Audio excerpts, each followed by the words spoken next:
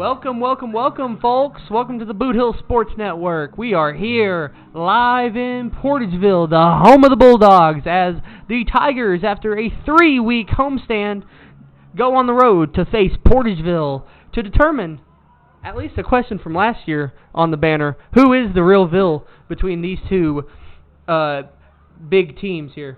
So, Caruthersville last week, of course, if you watched the Battle of the Boot Heel against Hayti, 49-40 in an absolute barn burner.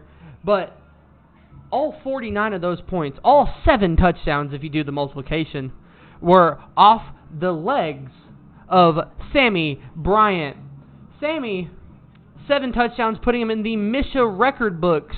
I believe in that 12-14 range for most touchdowns scored in a game. Now, Portageville, they are 4-3 coming into this week. Portageville 4-3 coming into this week. They played last week against Donovan in a 53-21 victory. They also have beaten Malden Charleston. They're on a 3-game win streak right now after beating Malden Charleston. They beat Confluence Prep for their first win in a forfeit victory. Now, you've seen Portageville on the network this year. They played Hayti at Hayti, where they lost 42-40, but that game, or 42-20, but that game was pretty close for a little bit of that. I mean, most of it was a close game. It was a barn burner between those two, and then Hayti just pulled away. Now, this week against Caruthersville, there's a lot of question marks because there's a couple inactives for Caruthersville. A big one that we will key in on for Caruthersville's possession, of course, yes. But, or when Caruthersville gets on defense, but right now, I mean, both teams still aren't out here. And it's homecoming, but it feels like all hands are on deck for what could potentially be a Portageville victory here on their homecoming. Caruthersville already played 2 homecoming games this year. One at Sykeston, one at Caruthersville. They've won both. So, for the Tigers going away again, we'll see what they do. But we're going to take a break real quick on the Boot Hill Sports Network and be right back after this. Hey, are you doing a jailhouse rock and would much rather be having a house party? You can call Moss Bell Bonds at 573-359-4935 or 573-333-2916. They're available 24 hours a day. Also having a payment plan and credit cards accepted. You can make bail 1 minute from jail. Freedom loss, call Moss. What rhymes with great? Participate. Where does greatness start? Here, in the classroom. On the stage. In the pool. On the field. Where will your greatness take you? To better grades. To more friends. Yeah! Be great. Participate!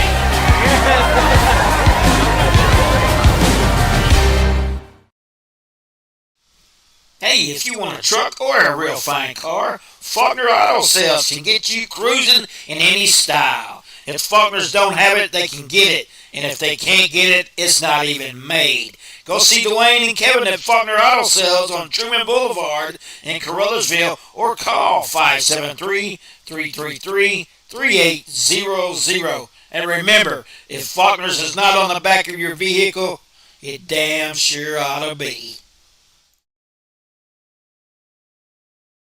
Little Pizza Heaven, located at 503 Ward Avenue in Caruthersville, Missouri. You can eat in, take out, or get delivered.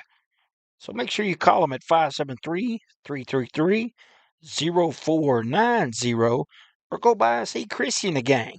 Once again, that's 503 Ward Avenue in Caruthersville, Missouri, where they offer more than great pizza. Little Pizza Heaven, a Caruthersville tradition.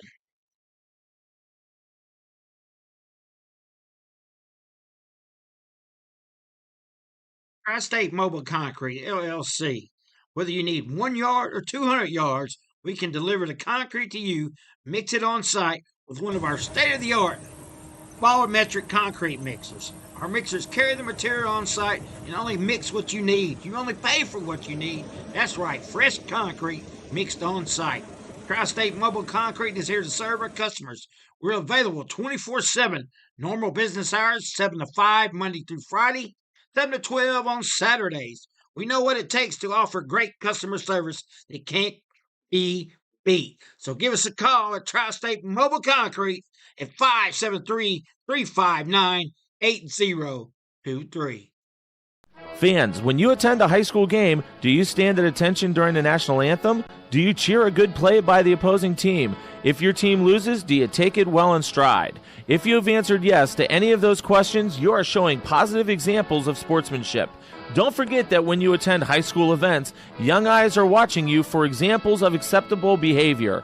By making a conscientious effort, you'll be helping our students grow into better citizens. This message has been brought to you by your friends at the Missouri State High School Activities Association and this local radio station.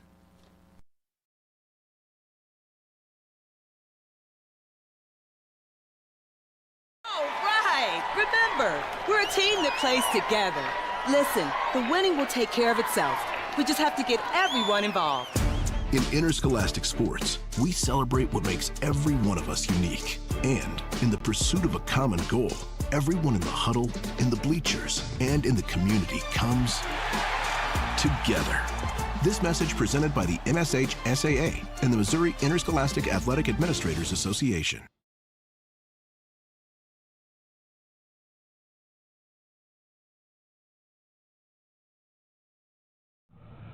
Welcome back, everyone, to the Boot Hill Sports Network as the Tigers start running out from their locker room in their all-white with red helmets. Their Sunday best, maybe. Their Friday best, too. I believe, if I'm correct, I don't know if they wore this during the Valley game or not. They might have. Did they wear all red for the Valley game? It might have been red and white. The Tigers are undefeated in these all-white trim outfits. Now, Portageville, they got a pretty big setup here. But first, we want to congratulate homecoming queen Addison Gurley and Max Warren for winning the homecoming vote for Portageville for being the homecoming queen and king. Both of those two seniors on the Bulldogs roster. Then that's just scratching the surface of seniors that are on Portageville. I mean, Antonio Hickenbottom. I've heard a lot about him this year, just from Caruthersville players and the coaches for Caruthersville too, that he's the focus of tonight. But you can't doubt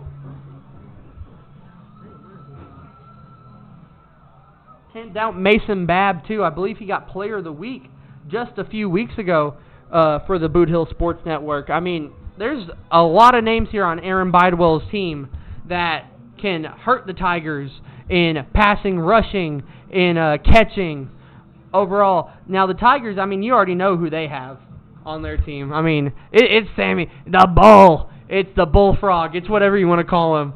Sammy Bryant.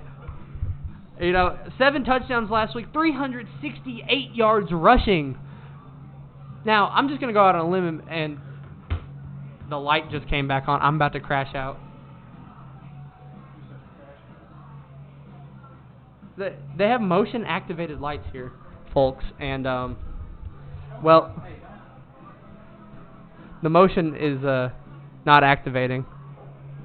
Or the motion is activated when there's no motion. I guess there was some motion. They don't know Gavin Hunter Green. So, overall, I mean, if you're the Tigers coming into this game off of a big win against Hayti, I mean, that game, they looked kind of weak in that game for a sec. Hayti started to pull away for a sec, and then Caruthersville just came back for a couple times and just kind of metaphorically punched him in the mouth with Sammy rushes for touchdowns. Now, Caruthersville obviously on a 2-game win streak, opposed to Portageville's 3. After losing the Valley, they beat Scott City and Hayti, both at home.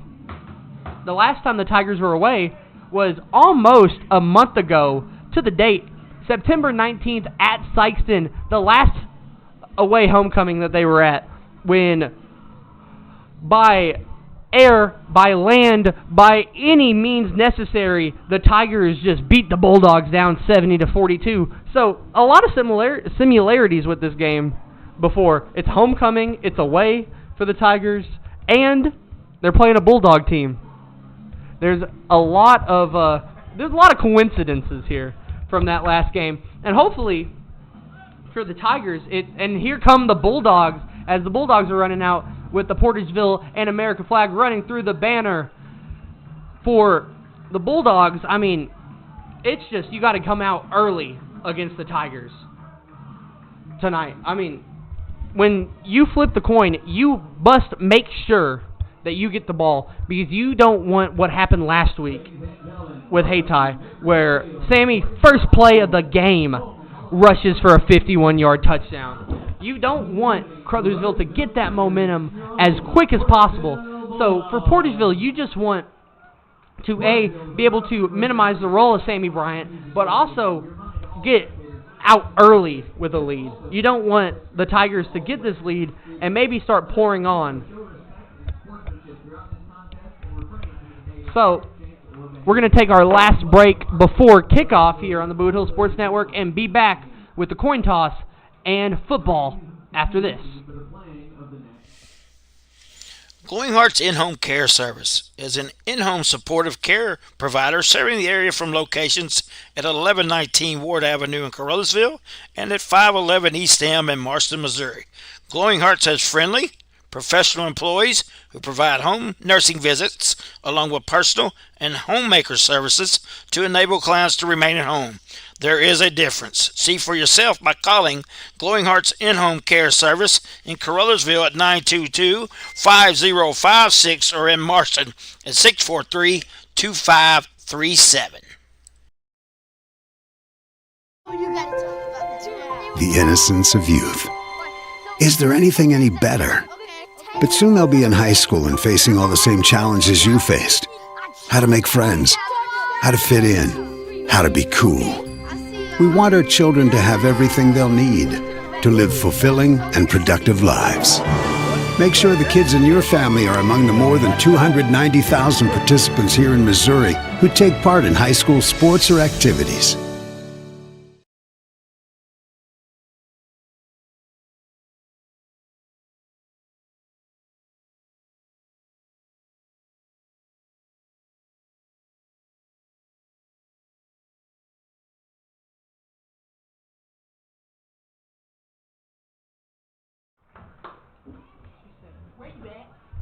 Welcome back to the Boot Hill Sports Network as the captains for both rosters come out for the coin toss. We're not going to talk about the phone call Gavin just got or where he's at. Where are you at? I'm nowhere. He's here, he's there, he's everywhere, secretly. So, for Portageville, the captains are Hickenbottom, Eli Wheeler, Tavion Bogan, and Max Warren. And for the Tigers, you already know the four. Who are the four, you might be asking? It is Sammy Bullfrog Bryant. It is Jared, I don't have a nickname for him, Hudgens. It's our player of the week last week for the Tigers, Jermaine Crothers, getting some highlights. And Jackson Cole Napier. That's a Cole white boy right there. Number 3, Sammy Bryant. Number 9, Jared Hudgens. Number 50, Jermaine Brothers. And number 50, the ref just said no.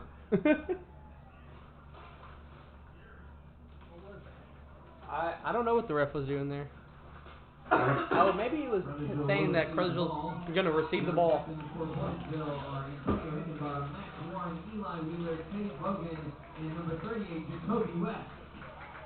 So, Caruthersville will receive the opening kickoff, and that might be the dream for the Tigers here. Starting with the ball, getting that momentum early, has been a big deal for them this year.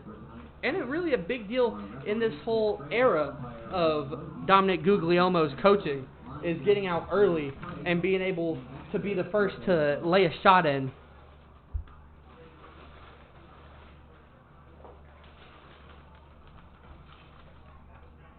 Had to find my not my coaching sheet, but my ref signals paper that I got a couple weeks ago. So,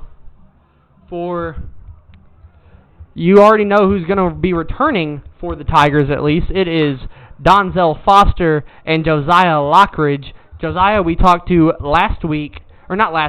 yesterday. It's been a long day.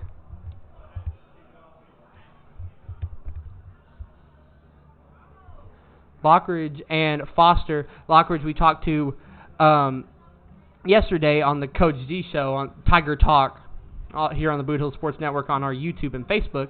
He said he was ready for this game. He said that obviously going off the emotions of that Hayti game, this is a whole different atmosphere. They don't want to, lose like unexpectedly as they are state ranked and BSN ranked right now, as Portageville is as well. And we are off with the kick. That was Max Warren, and that ball is going to be returned for the Tigers. Trying to get the number there. And he gets down to the 45. That's Keyston Clowers right there. Keyston starting early, getting the Tigers in enemy territory to start the drive as Hudgens and Bryant come out. Can Sammy keep... It's not really the hot hand because he's not a quarterback. The hot feet. About a 15 to 20 yard return there for Clowers.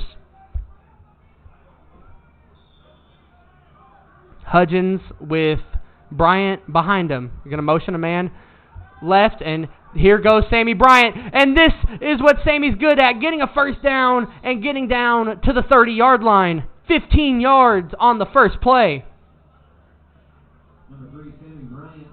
Or 14 yards, actually. They marked Keyston down at the 44. So a 14-yard rush for Sammy there, immediately putting Tigers deeper into enemy territory. The ball will be at the 30.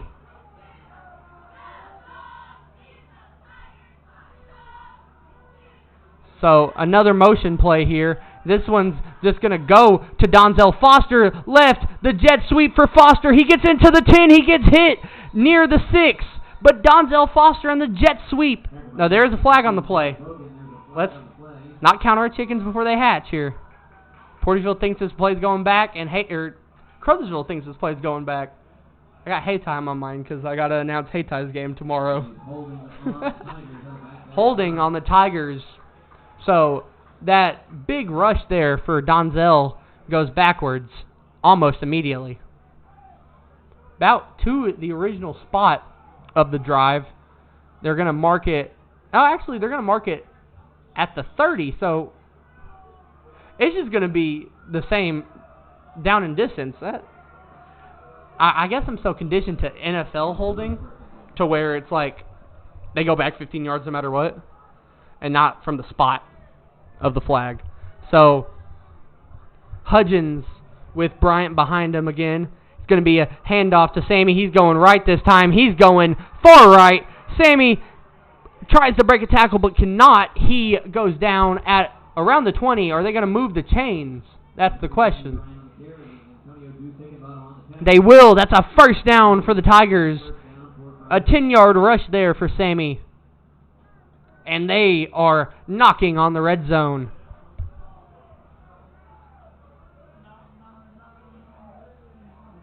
Knock, knock, knocking on red zone.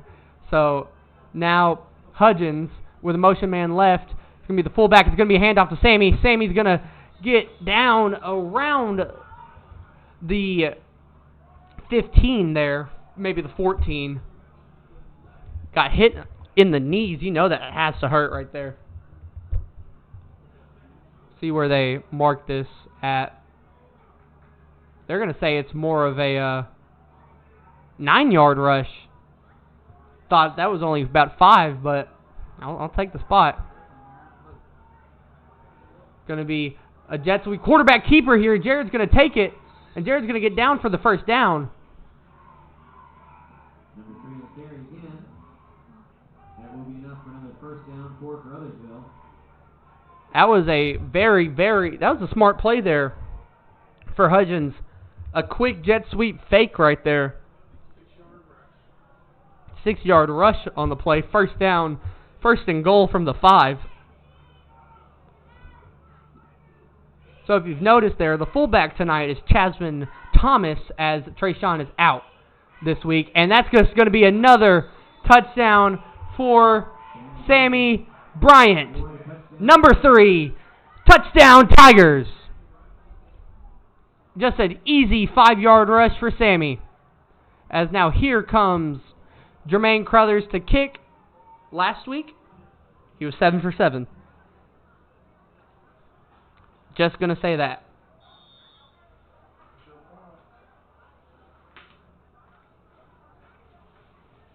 Jermaine gets the kick. The kick is up, and the hot streak will continue for Crothers, as that's good.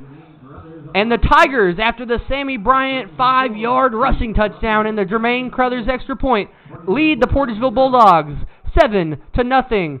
We'll be right back on the Boot Hill Sports Network with Portageville's possession. Hey, are you doing a jailhouse rock and would much rather be having a house party?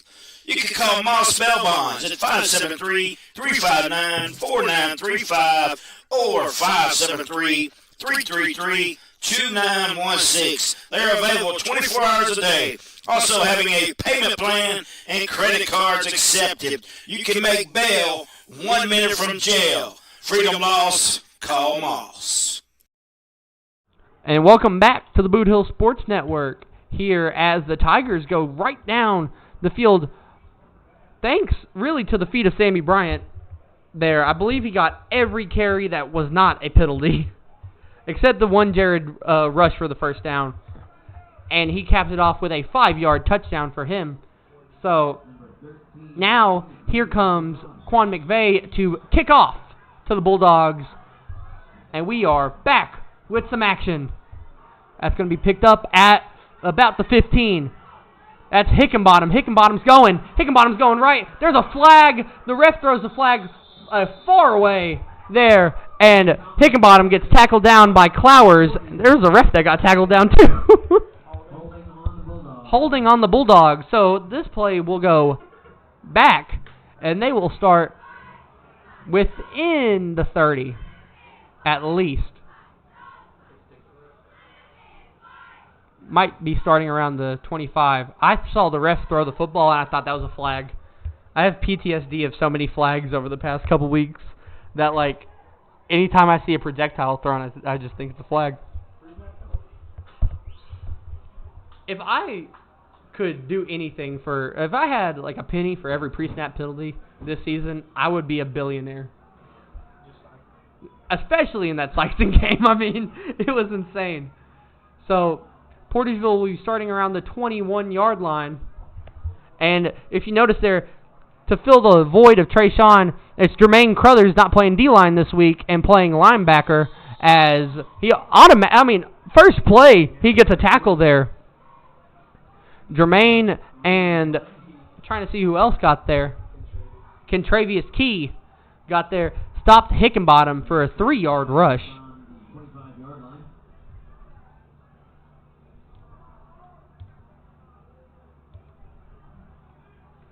So now here comes Portageville on the 2nd and 7. It's going to be a pitch play right to Hickenbottom. Hickenbottom gets blown up. That is Kentravius Key and Jermaine Crothers again. Jermaine might be cutting a roll for him here now at linebacker. I mean, 2 plays, 2 tackles. And he's coming in hot on these plays too. He looked like a missile right there on that 5-yard loss for Hickenbottom. So now on this 3rd down, if you're Portageville, you got to kind of start thinking about going through the air. You do run that risk of having Josiah Lockridge out there. I mean, interception leader in Southeast Missouri right now. Warren's going to be passing. Warren gets pressure. He's got a man, and that's going to be caught. That's going to be caught. That is Parker Laws. And he's going to go all the way for a touchdown, Bulldogs. And just like that, it is 6-7. 6-7, 6-7. Parker Laws, 80 yards. How about that right there? The homecoming king gets his crown, Max Warren.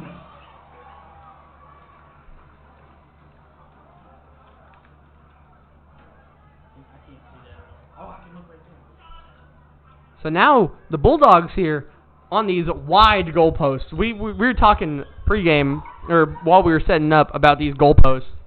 The kick is up, and the kick is blocked. That was Tanner Hopgood, the kicker there, who got blocked. So just like that, it is 6-7 here on the Boot Hill Sports Network. Portageville will be kicking off after the break. We'll be right back. Glowing Hearts In-Home Care Service is an in-home supportive care provider serving the area from locations at 1119 Ward Avenue in Caruthersville and at 511 East Elm in Marston, Missouri. Glowing Hearts has friendly, professional employees who provide home nursing visits along with personal and homemaker services to enable clients to remain at home. There is a difference. See for yourself by calling Glowing Hearts In-Home Care Service in Caruthersville at 922-5056 or in Marston at 643-2537. Welcome back to the Boot Hill Sports Network, and just like that, it is 7-6 here. The Tigers lead the Bulldogs after the blocked extra point, but, I mean, what a turnaround there. A 80-yard passing touchdown from Max Warren to Parker Laws. Like it's nothing. I said extra punt. God, dog. 8 minutes left in the first quarter, and Warren's going to kick it off here. And that's going to be muffed by the Tigers, and Portageville's got the football. That is the type of mental mistake you do not want. Oh, Caruthersville got onto the ball. I thought that was muffed and given to Portageville. It looked like that to you, didn't it? You thought Caruthersville had it? Okay, well. What? True. You were looking at the camera. So, now after that muff that the Caruthersville Tigers recovered, it's Hudgens and Bryant and the rest of the offense starting at the 40 of the Tigers. That's going to be a rush for Sammy. Sammy's trying to break anything that he can, but they're going to blow the play down. About a 2-yard gain there, maybe, for Sammy. They're going to call it a 1-yard gain. So 2nd and 9 for the Tigers. I want to tell you, Portageville is also the first school we've had with an actual student section as well. So they are loud out there. I mean, there's a lot of variables at play. Hudgens snaps it. He's going to be passing. There's going to be a flag on the play. That would have been a touchdown for Lockridge, but with the flag, everything becomes uncertain. I'm going to assume it was a pre-snap penalty. I'm going to make my best bet that that's a 5-yard penalty on the Tigers. It is. It's going to be 2nd and 13. 2nd and 13 here now for the Tigers. I mean, Hudgens had Lockridge for the touchdown there. If that play's not blown dead. And like Gavin said, Josiah's all-state in track, but this is going to be a handoff to Sammy, who's going right. Sammy, another player with track star speed. Sammy, the bull, he is trampling through. He breaks another tackle, and here goes Sammy down, and he fumbles it. Sammy fumbles it at the 8, but the Tigers are saying it's their ball. Parker catches up. They say the ball was not loose. They're going to say that it's still Tiger football. That ball either got recovered or it went out of bounds. So Sammy flips the field almost loses the football. They're going to mark that. My Lord. Things just fell. They're going to mark that at, trying to see where. About the 4, it seems. Or the 5. So, a big rush for Sammy there. And this one is just a jet sweep to Donzel Foster. DJ, he's alive. Touchdown, Tigers. The 5-yard jet sweep to Donzel scores another touchdown for Caruthersville on a drive that started with a muff kickoff and almost ended with a fumble within the 5. So now Caruthers back out for an extra point. Caruthers will take it. He will kick it up. And we'll be good. So Jermaine stays perfect here in Portageville. It's 14-6 now. Caruthersville leads Portageville. And we'll be right back on the Boot Hill Sports Network. Tri-State Mobile Concrete, LLC. Whether you need 1 yard or 200 yards, we can deliver the concrete to you, mix it on site with one of our state-of-the-art volumetric concrete mixers. Our mixers carry the material on site and only mix what you need. You only pay for what you need. That's right, fresh concrete mixed on site. Tri-State Mobile Concrete is here to serve our customers. We're available 24/7. Normal business hours, 7 to 5, Monday through Friday, 7 to 12 on Saturdays. We know what it takes to offer great customer service that can't be beat. So give us a call at Tri-State Mobile Concrete at 573-359-8023. Welcome back to the Boot Hill Sports Network as, just like that, the Tigers lead by 8 against the Bulldogs here on Portageville's homecoming. It's 14-6 with 6:43 left in the quarter. So McVeigh will kick it off again to the Bulldogs, and there's going to be a flag on the kickoff. It's a pre-snap flag on a kickoff. How are we going to do that? Illegal procedure on Caruthersville. So now McVeigh has to move back 5 yards. He does have a leg. I mean, he had some pretty far kicks in that Sykeston game that helped get the Tigers down there to tackle pretty early. So now McVeigh will be kicking from the 35. So this is an NFL kickoff here, minus the landing zone. Quan McVeigh is him. So McVeigh will kick it off, and that ball is going to go and bounce down to the 25. That's going to be Hickenbottom going left here. Hickenbottom's got to return. Hickenbottom, there's a flag on this one. There's 2 flags. Hickenbottom couldn't go all the way, but it's probably going to get called back.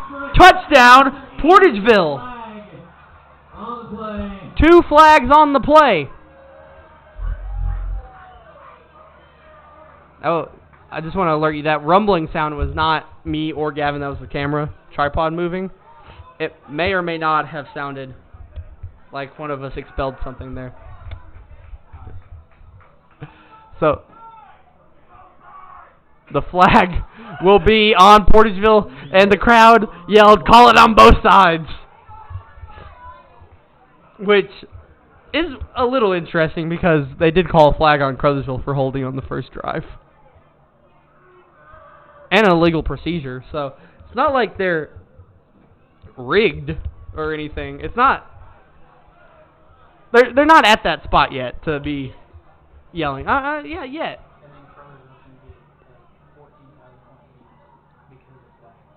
That is true. So the return will be moved back to about the 30. So from the end zone to the 33-yard line. A big shift.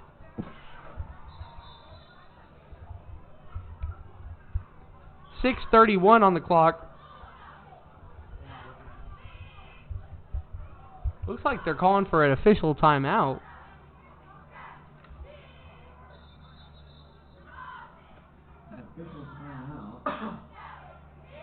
Yeah, it seems like they're calling for an official timeout. I don't understand why, though. I mean... Okay, well, I guess it's time to play some football now. Warren's going to hand it off to Hickenbottom. Hickenbottom's going to go up the middle and be pushed away, but he's going to get tackled down by a group of Tigers, including Jermaine and Jackson.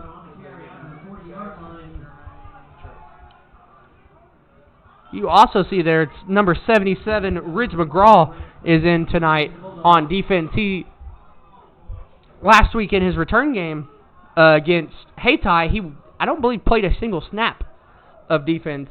They were trying to move him to just full-time O-line, but tonight, because of reasons, he's in. So now on this rush for Hickenbottom, he's going to go down for a first down and get tackled down at around the 44-yard line, 45-ish.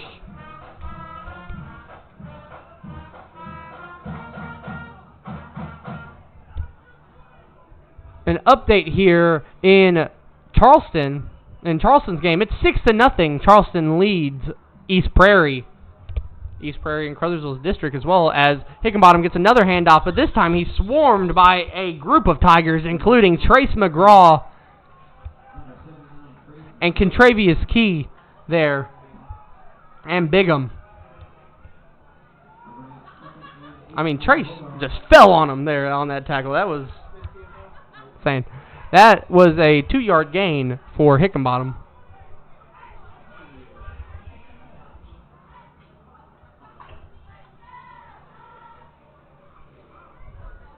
I like the fact that Gavin's trying to backtalk me here as Hickenbottom gets another handoff. Hickenbottom's going right. Hickenbottom gets brought down, but it's still a first down for the Bulldogs. That was Keyston Clowers and Jermaine Crothers getting involved there.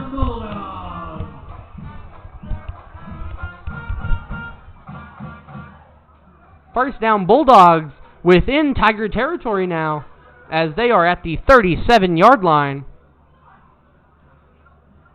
Warren has Hickenbottom behind him, and to his left he has Brody Warren. He's going to be just handing off this time to Brody, and he's going to be stopped by Ridge and Jermaine. 4:30 left in this first quarter. Tigers lead the Bulldogs 14-6.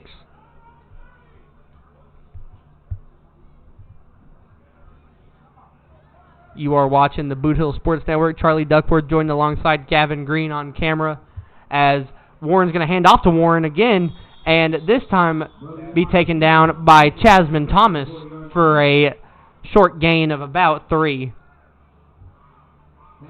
So it's going to be third and around 4 or 5. 3rd and 5, so 2-yard gain. So 3rd and 5 now for the Bulldogs. The last third down conversion they had at least was a 70 or 80-yard touchdown pass. So see what they can pull out of their hat here. Going to be a reverse play here, an end around that gets brought down. That is Parker Laws on the play. He got the touchdown earlier. Going to be 4th down.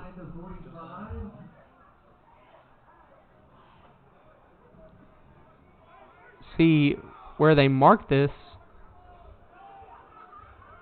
This is definitely go for it territory, though, if you're Portageville and you want to keep up with the Tigers. I mean, this is, you have to go here. It's going to be a 4th and 1, so I expect, I mean, if I'm Max Warren, I'm just running the ball, or I'm handing it off to Deuce. And it's going to be a handoff to Deuce, and he's going to get the first down and be brought down by Napier and Key. I mean, that's just a smart play right there. I mean, you have 1 yard to go. You go to your most trusted player.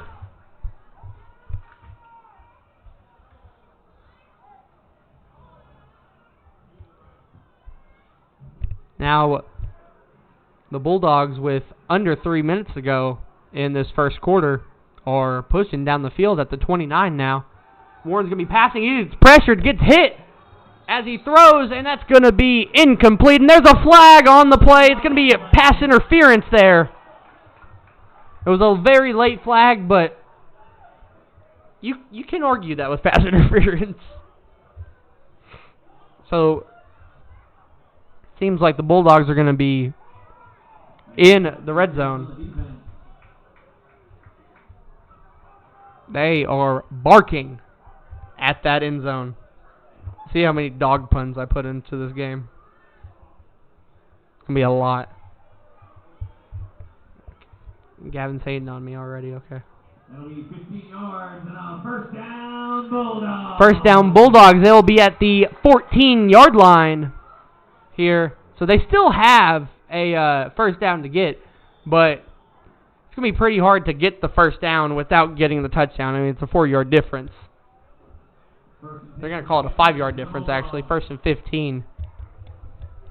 So now Warren motions a man. That's Hickenbottom, and there's going to be a flag. Going to be a false start on the Bulldogs.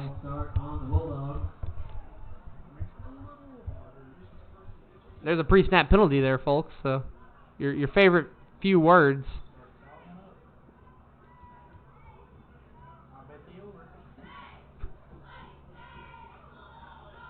So just like that, now the Bulldogs are at the 20-yard line with 2:38 left in the first quarter, down 8.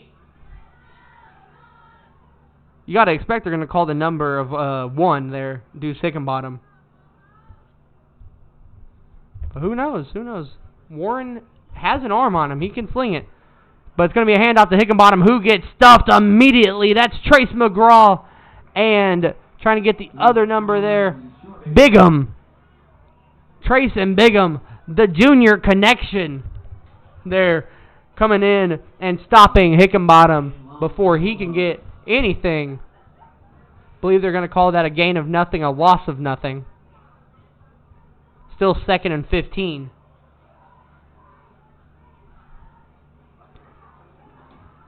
.205 to go here in this first quarter. And Warren's going to be passing. Warren's going right. Warren's got a man, and the camera can't see it, but it's incomplete. Just out of the hands of Parker Laws. Parker Laws had it right there, that fade ball, but incomplete. Folks, we apologize for the windowsill being in the way there. We just can't control it. So any corner play is going to be kind of obscured by a windowsill.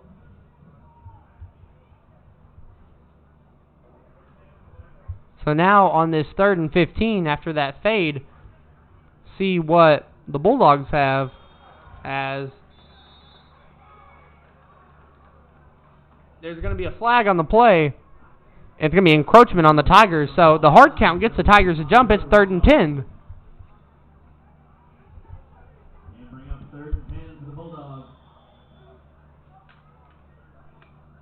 So 3rd and 10 now for the Bulldogs at the 15. After that, encroachment on the Tigers.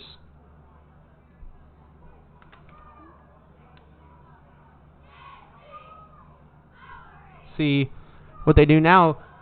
They're going to hand it off to Hickenbottom, who's going left, but he gets stopped by the Tigers. This defensive front for Caruthersville, Contravious Key, Demarion Rogers, they are just there every single play and ready and willing to stop anyone. Now 4th down for the Bulldogs. What are they going to do here? You know, after like 3 weeks of seeing kicking and seeing no kicking last week, I actually kind of do miss field goal kicking in high school football. I think it's nice. Shout out Duchenne. Shout out Scott City. It's going to be a timeout for the refs. It's going to be an official timeout. We're just going to stay here on the Boot Hill Sports Network, though, because I have a few questions on what's going on. believe that Deuce's jersey got a little either ripped or got hiked up a little bit.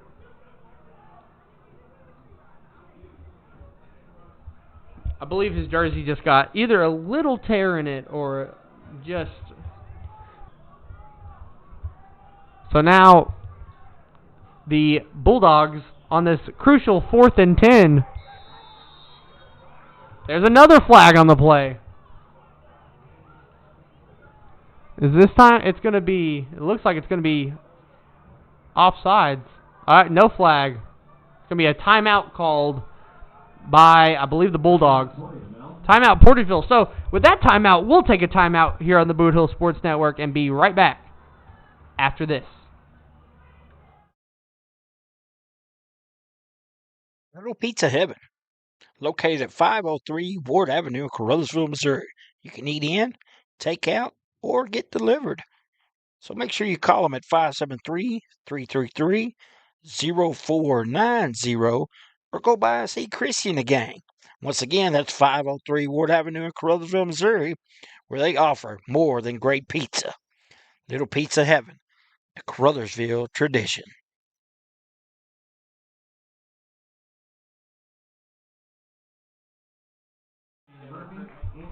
And welcome back to the Boot Hill Sports Network as it's a 4th and 10 for Portageville after this timeout. The Tigers defense coming back on, so expect the Bulldogs offense to come back on any second now, or when the ref's whistle blows.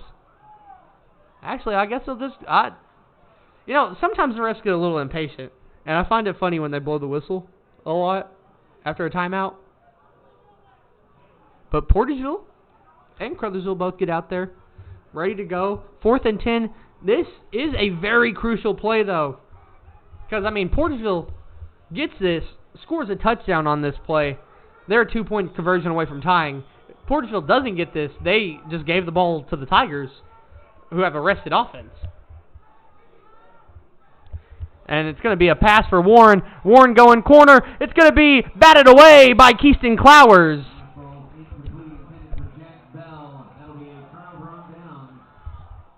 And Clowers there, a crucial stop for the Tigers.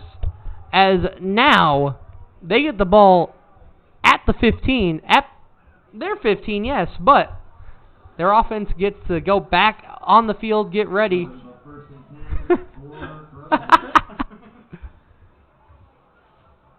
Might have had a swear there on the air. Yeah, you might have not heard, Gavin. 101. And it's going to be a handoff to Sammy. Sammy has half the Portageville defense trying to tackle him there.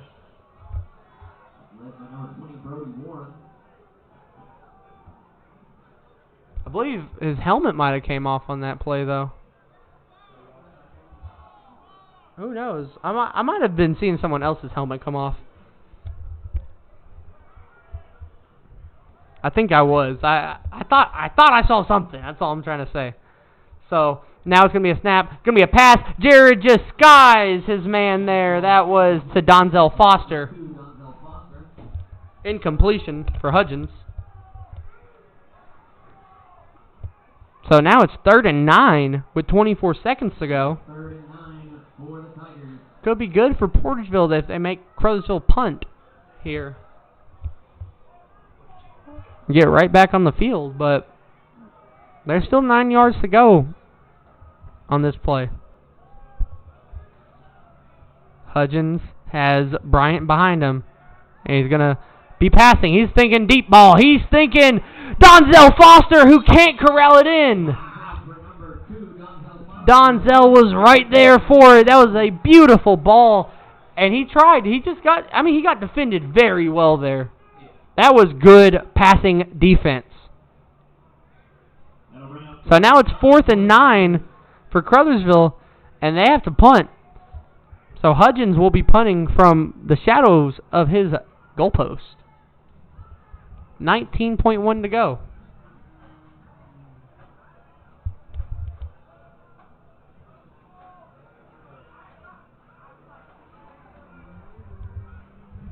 And Jared will be punting, and that punt is skied high. That was a nice punt there, too.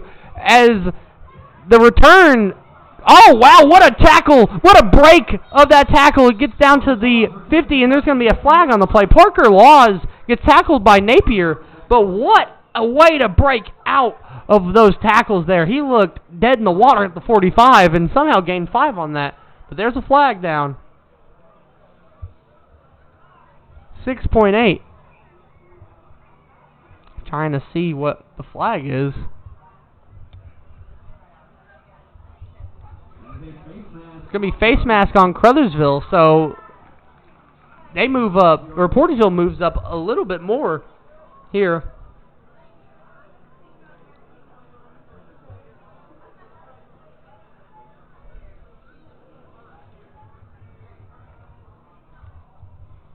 Now 6.8 seconds.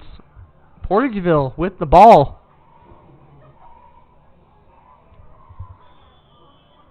Here in this first quarter. We got Hickenbottom behind Warren here.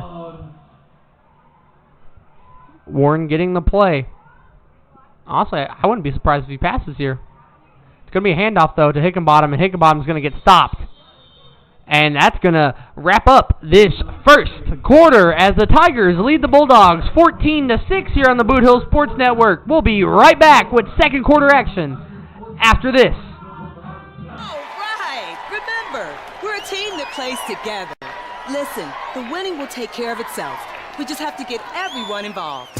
In interscholastic sports, we celebrate what makes every one of us unique. And in the pursuit of a common goal, everyone in the huddle, in the bleachers, and in the community comes together. This message presented by the MSHSAA and the Missouri Interscholastic Athletic Administrators Association.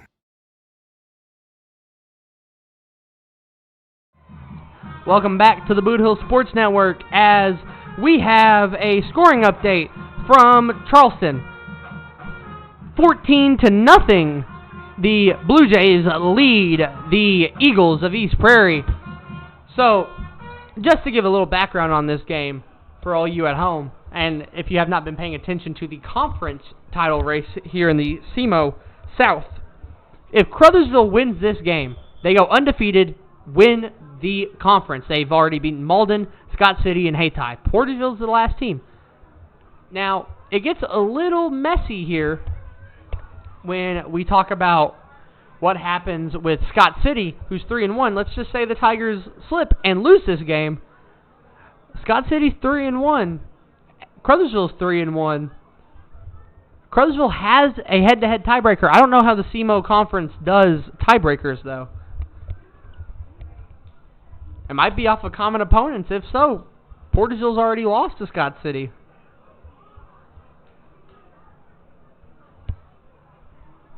So this game is for the SEMO South. Don't forget, or this game is at least for Caruthersville's chance at the SEMO South title, winning it back-to-back times if they win this game.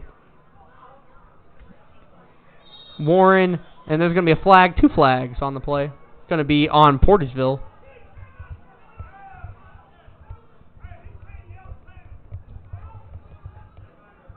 So now Portageville is going back 5 yards. Or did they wave it off? No, Portageville will be going back 5 yards on that pre-snap penalty. So the second quarter will officially start at about the 47 or the 48. Second and 15 for the Bulldogs now.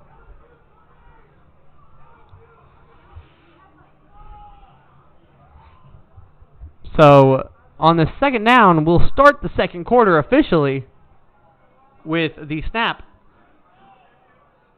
Warren snaps it. He's going to play action. He's got pressure. That's Contravious Key rushing at him. Key gets blocked, and Warren gets a couple yards there on that keeper, but he's tackled down by Chasman Thomas and Ridge McGraw and Demarion Rogers. Chasman, Ridge, and Bigham getting involved on that play.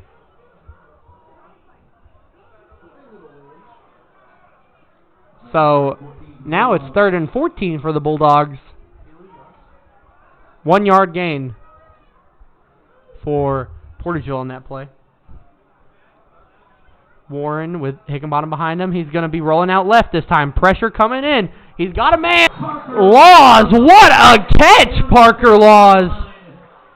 The ball will go to the 40, though. So it'll be 4th down and about 4. For 4th down and about 3, really. And Portageville's dancing on their sidelines. They're getting excited. That's what we like about high school football. Still kids at the end of the day, yes. 4th and 2. Now for the Bulldogs, they had a good 4th down conversion and a non-convert. I guess the term would be non-conversion. So they're 1 for 2 on 4th down today. And it's going to be a pitch play to Hickenbottom. Hickenbottom gets stopped by the Tigers. He's going to get pushed out of bounds. That is Quan McVeigh pushing Deuce out of bounds. Turnover on downs. It's Tiger football. I mean, that was a big, big tackle for McVeigh. I mean, all he had to do was just a simple shove, too. A little solo tackle. The solo tackle for him.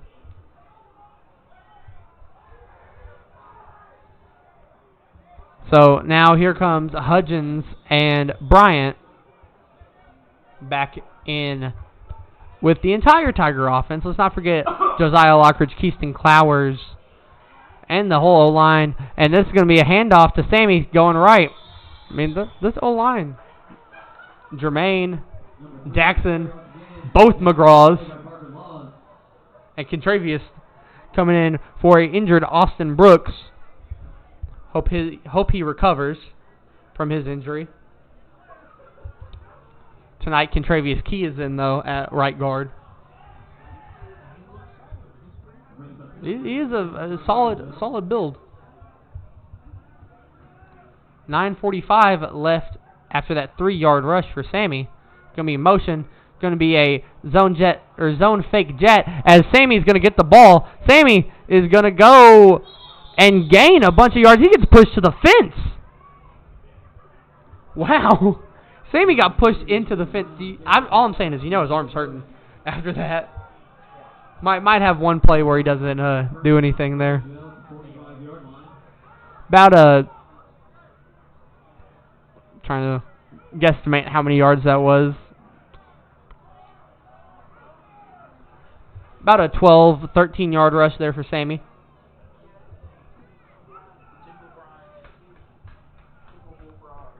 So now Jared will snap it. He will hand it off to Sammy, going right. Sammy gets down. If it ain't broke, don't fix it. That's really the motto of the Tigers offense. If the handoff ain't broke. That's what the defenses are saying.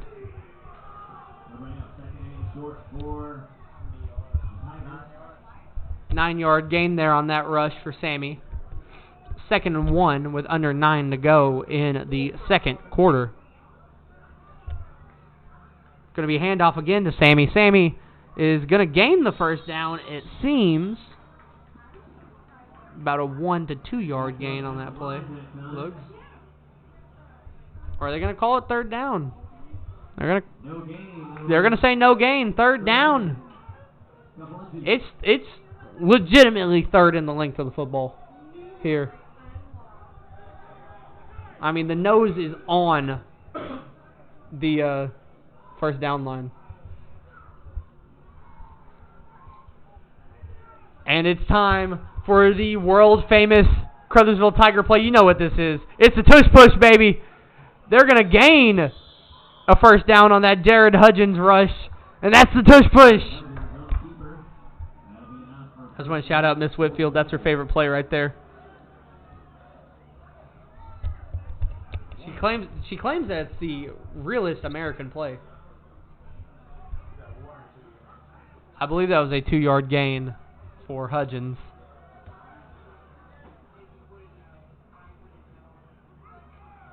So now Jared with a fresh set of downs here at the 33.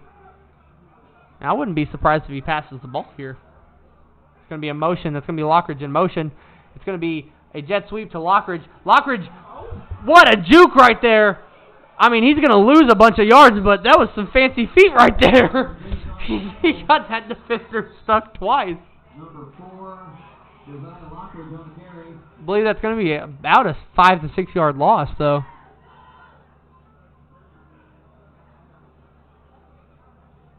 Or maybe my depth of perception's just wrong, and he somehow over there gained like 2 yards. Oh, there's a penalty. They're going to call it a legal procedure. So, who cares about that play? I mean, the juke was fantastic and all, but, I mean, still, actually, who knows? False start on the Tigers. Who knows? Who knows what's going on? False start. It's not a legal procedure on the Bulldogs. We were a little confused there, but you know what? At least we know what's going on now. It's 2nd and 15. Or 1st and 15. Or the refs are just going to get in the middle of this play again. We apologize for any buffering there, folks. But do want to say you are just going to miss a bunch of official timeouts right now.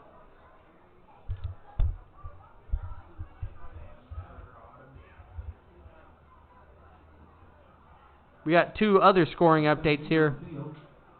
Dexter 7, Park Hills 0, and Poplar Bluff 21 to nothing over Kennett.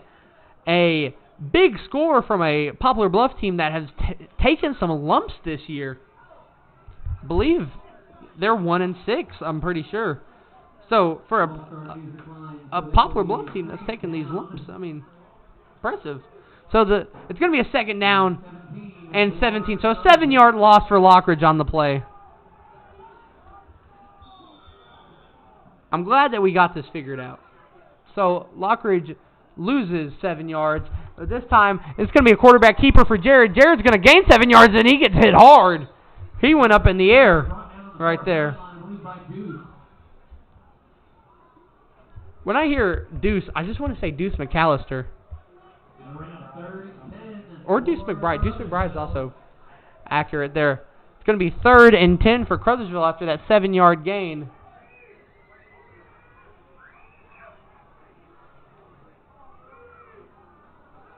See what they call here. You got to assume this is a pass play right here. I mean, obviously, trust the legs of Sammy Bryant. They will. It's going to be a pitch. Sammy's going left now. Sammy gets a big block by Jermaine, and Sammy's going to gain the 1st down. So, you know what? Oh, just pass the ball here. Pass the ball. I forget, you have the Bullfrog on your team. It's easy. So, 1st down. 10-yard gain there for Sammy.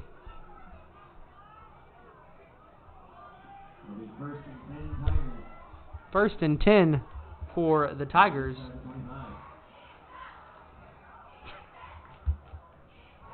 It's going to be another handoff to Sammy. Sammy's going to get down.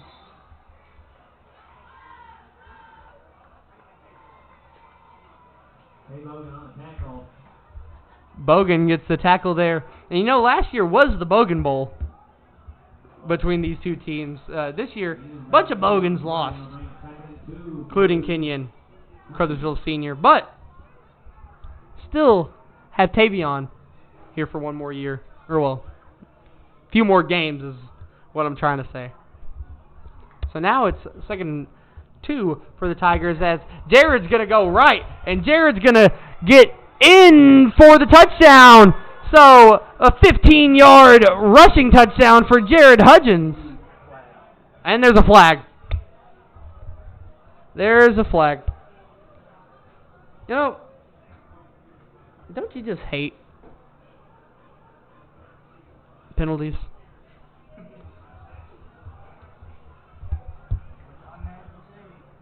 What did John Madden say, Gavin?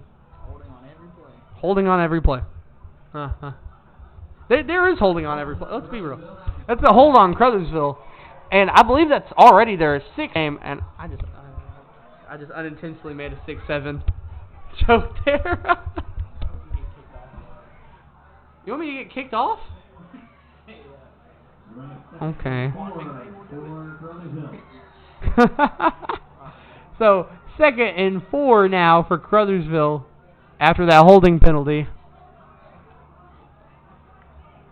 Going to be a jet sweep this time to Donzel Foster. Donzel trying to get the edge. He's going to get pushed out of bounds, though. Number 2, Donzel Foster on the carry.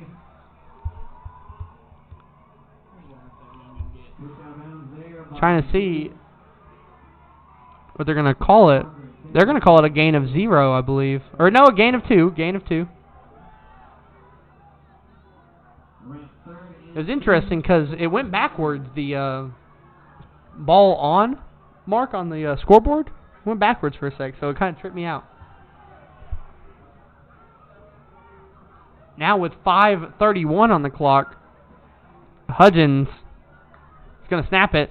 It's going to be a handoff to no one. It's going to be a flag on the play immediately. So the quarterback keeper, it's going to be a flag on Caruthersville.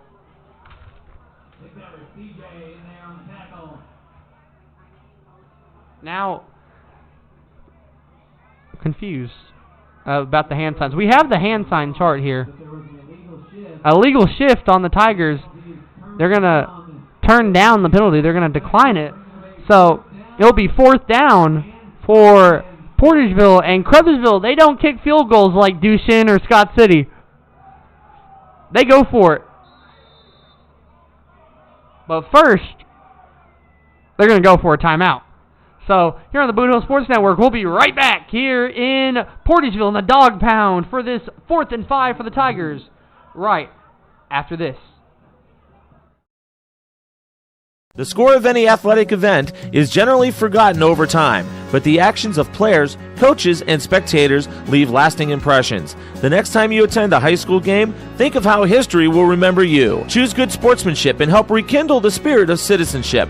Remember, the lessons you teach today will help develop better citizens in our communities for tomorrow. This message has been brought to you by your friends at the Missouri State High School Activities Association and this local radio station.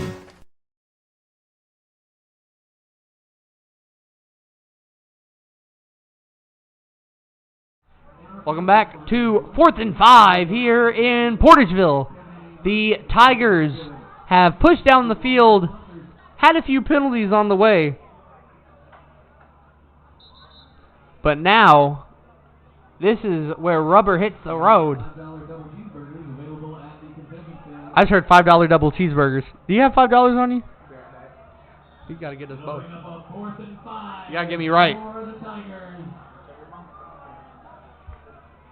It's going to be a 4th and 5 for the Tigers. Hudgens is passing. Hudgens has a man, and that's going to be a touchdown.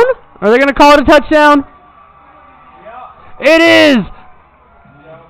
That is a touchdown for Josiah Lockridge. And the Tigers lead Portageville by 14. There's a little bobble at the end of that play. I didn't know if they were going to call it a touchdown. But he got his touchdown.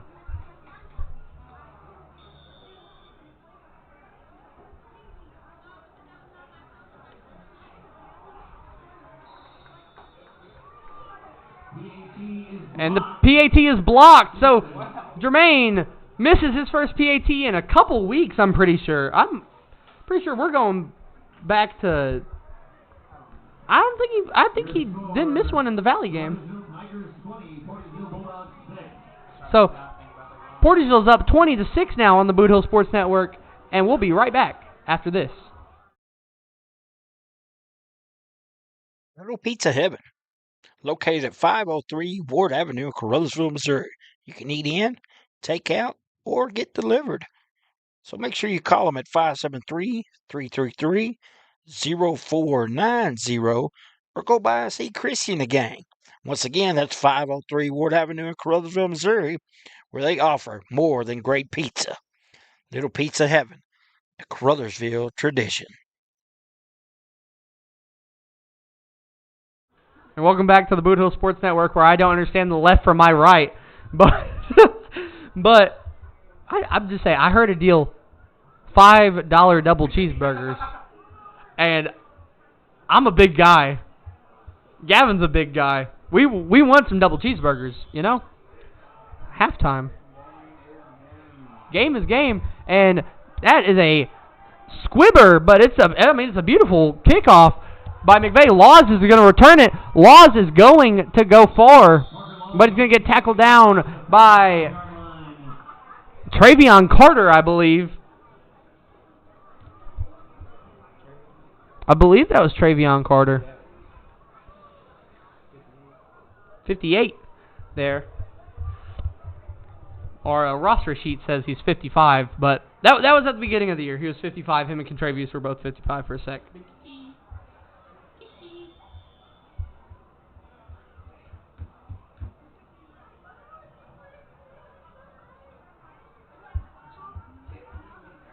We are getting McDonald's after the game. Well, we're getting the burgers as well. We're getting the double cheeseburgers as well. I mean, like, I haven't ate anything since lunch. So now Warren will take the snap. It's going to be a handoff to Hickenbottom. Hickenbottom gets tackled down by Napier and Rogers. Bigham showing some sportsmanship there, helping Hickenbottom back up.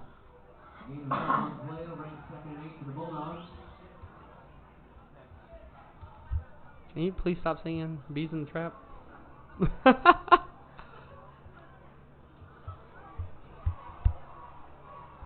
So now the Bulldogs have they have a chance here to do some, as that's going to be another handoff there to Hickenbottom that gains maybe about a yard or so. Did not see you tackled him.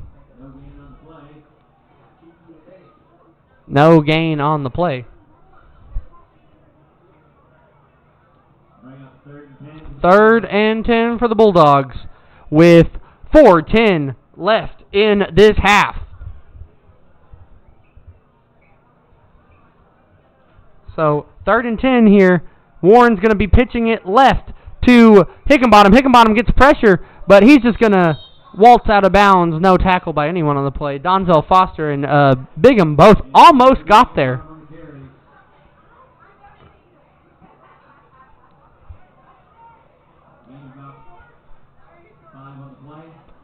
Gain of 5. They're going to call it a 4th and 5 here. So there is a chance for Caruthersville to A, get this ball back, B, be able to have some damage here. I mean, it's 4th and 4. Portageville doesn't get this. Caruthersville has a short field with under 4 to go.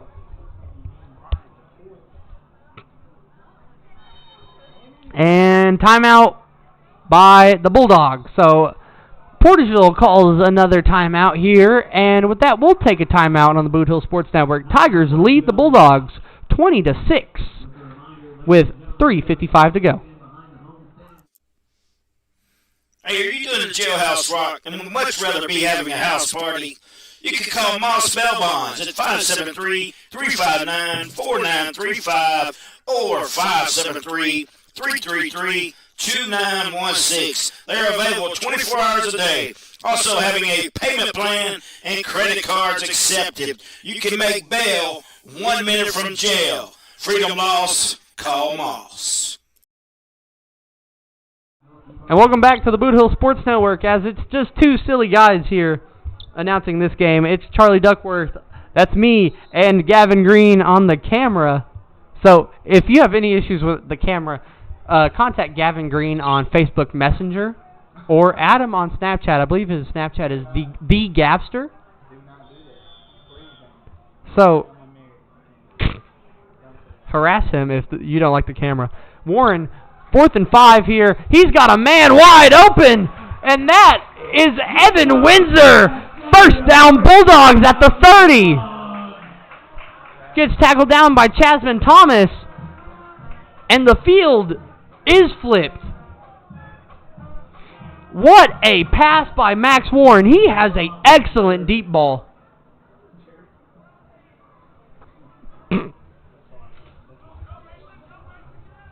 An excellent deep ball tonight for Max Warren. I mean, he has that 80-yard touchdown pass to Parker Laws, and he also just has that big, I believe around a 40-yard pass to Evan Windsor.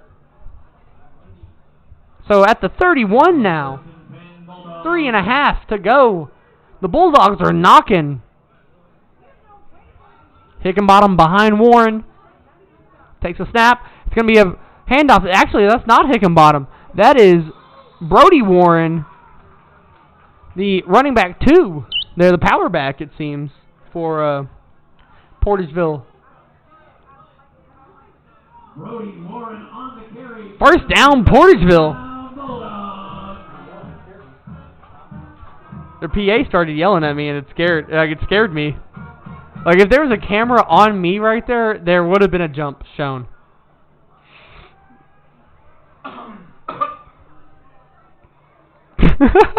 And that's going to be a handoff this time, or it's going to be a keeper for Warren. Warren gets stopped by the whole Tiger D-line right there. He's slow to get up.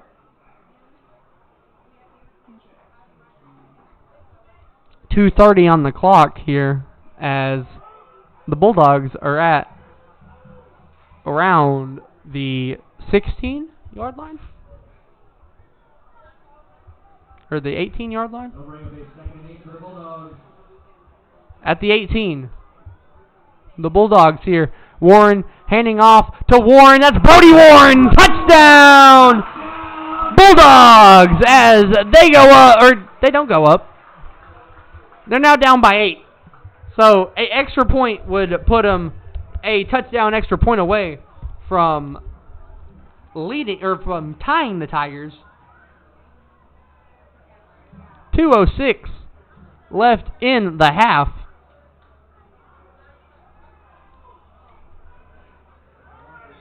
They are going to go for 2 here in an interesting formation, to say the least. This is a swinging gate right here. This is some old school football we like. Warren juking through. Warren, is he going to get there? He will. The 2-point is good. The swinging gate works. It's 20-14. And the Bulldogs trail the Tigers by 6, and we'll be right back on the Boot Hill Sports Network. Hey, if you want a truck or a real fine car, Faulkner Auto Sales can get you cruising in any style. If Faulkners don't have it, they can get it. And if they can't get it, it's not even made. Go see Dwayne and Kevin at Faulkner Auto Sales on Truman Boulevard in Caruthersville, or call 573-333-3800. And remember, if Faulkner's is not on the back of your vehicle, it damn sure ought to be. Welcome back to the Boot Hill Sports Network. As the Tigers, I mean, their biggest flaw this year has been that passing defense. And it's come back to bite them again there. I mean, a big passing play to Evan Windsor to put the Portageville Bulldogs down at about the 31. And then, I mean, Max and Brody Warren just put all the pressure in to score a touchdown there.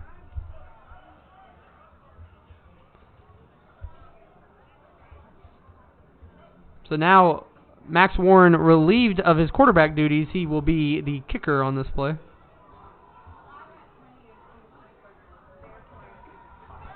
.206 to go in this half. You're watching the Boot Hill Sports Network. It's Tiger football on the Boot Hill Sports Network. And tomorrow, a special Saturday game as the Hayti Indians will play Marquette Catholic from Alton, Illinois. It'll be me and my dad, Matt Dugworth, on the call. But it's still Friday, and that's a kick for Max Warren. It's going to be a squib, a little onside kick that's going to be recovered by Jermaine Crothers. Almost ran into Bigham there. That could have been a nightmare play there. But Jermaine's got hands. Investigate his gloves. He's got stick 'em on him. Don't do that. Please don't do that. That's to the NFHS and Misha, that is a joke. Jermaine is my friend. I think of myself as a man of tigers. 2:04 to go. Hudgens handing off to Sammy to the left. And this is what Sammy's good at. He stays on his feet, and he's still on his feet. Sammy Bryant, he's going to the house.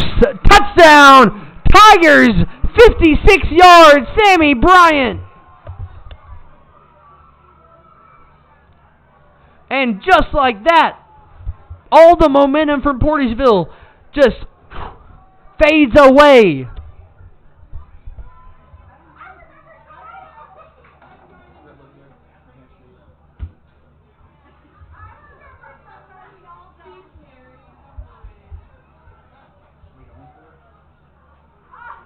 And the Tigers will kick the PAT, not risk not getting the PAT or the 2-point, and going up by 14. They just want to go up by 13. Jermaine, the kick is up, and the kick will be good.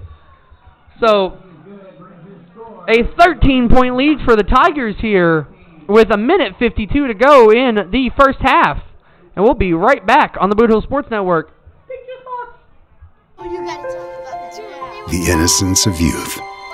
Is there anything any better? But soon they'll be in high school and facing all the same challenges you faced. How to make friends, how to fit in, how to be cool.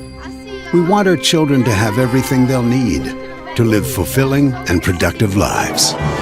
Make sure the kids in your family are among the more than 290,000 participants here in Missouri who take part in high school sports or activities.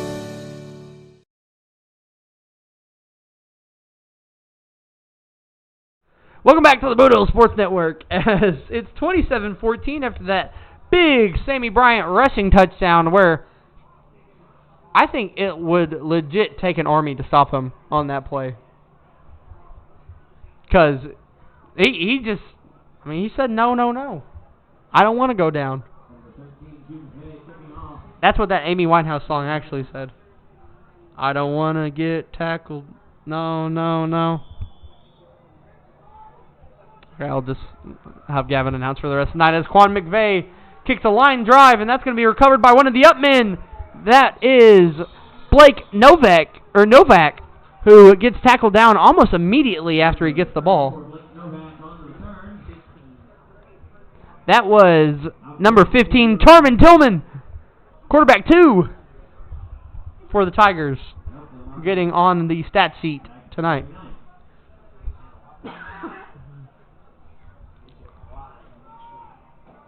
You're gonna be seeing, yeah, you will be seeing a lot of him next year because right now, barring anything, he is positioned as quarterback 1 next year. I mean, that's 2 years of him because he's gonna be a junior next year. Stud Muffin, as it's gonna be a handoff. It's gonna be a reverse play. 2 pitches there. He got Gavin. That was Parker Laws on the carry, who gets brought down by Quan McVeigh. And there's a injured Bulldog on the ground. Official timeout. So we'll take a timeout and be right back on the Boot Hill Sports Network. Little Pizza Heaven, located at 503 Ward Avenue in Caruthersville, Missouri. You can eat in, take out, or get delivered. So make sure you call them at 573-333-0490 or go by and see Chrissy and the gang. Once again, that's 503 Ward Avenue in Caruthersville, Missouri, where they offer more than great pizza. Little Pizza Heaven, a Caruthersville tradition.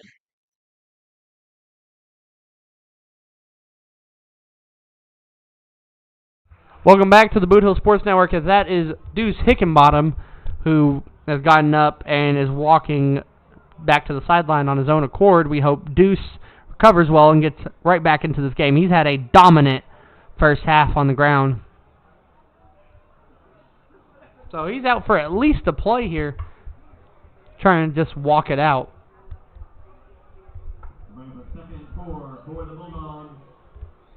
Second and 4 for the Bulldogs. The good thing, if there's any positives from that play, is that, I mean, you have Parker Laws who's fast, but you also have Brody Warren who scored that last touchdown. He hits the ground hard when he runs. Warren, though, Max Warren passing, he just overthrows his target there, Jack Bell, number 3. He had a step on McVeigh, but incomplete.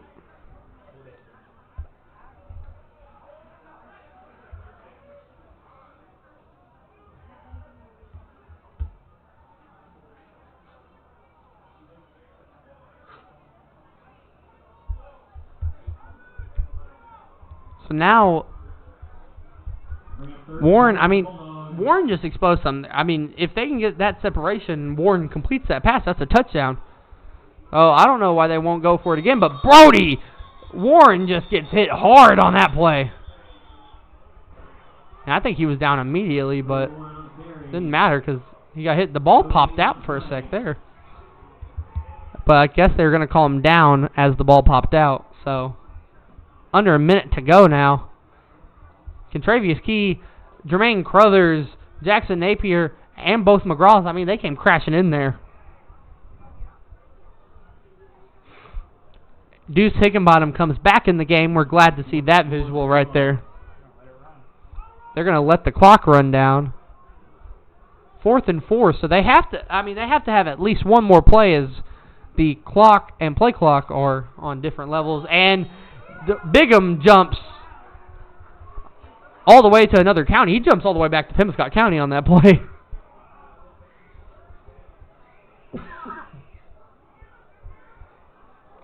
So 32 seconds. That's going to be a Portageville first down. 1st and 10 from about the 40. That's a 5-yard walk-off.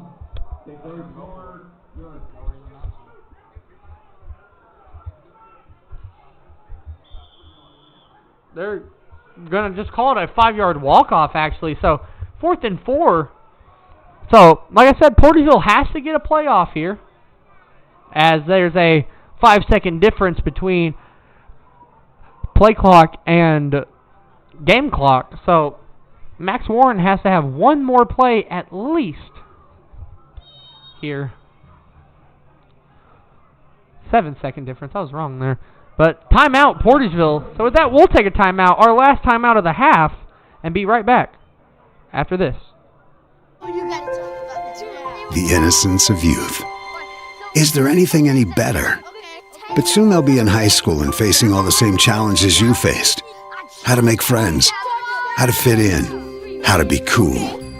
We want our children to have everything they'll need to live fulfilling and productive lives. Make sure the kids in your family are among the more than 290,000 participants here in Missouri who take part in high school sports or activities. Welcome back to the Boot Hill Sports Network as 9 seconds separate us from halftime here as the Bulldogs have to ramp up for this 4th and 1. They're going to call it 4th and 1. They have to have at least one more play, and they can't really kneel it out because it'll be Tiger football. So they're going to, obviously you're going to try here. Higginbottom's going out as a receiver on this play. I think that they would have him in the backfield to rush, but I guess Brody Warren's going to be the rusher as there's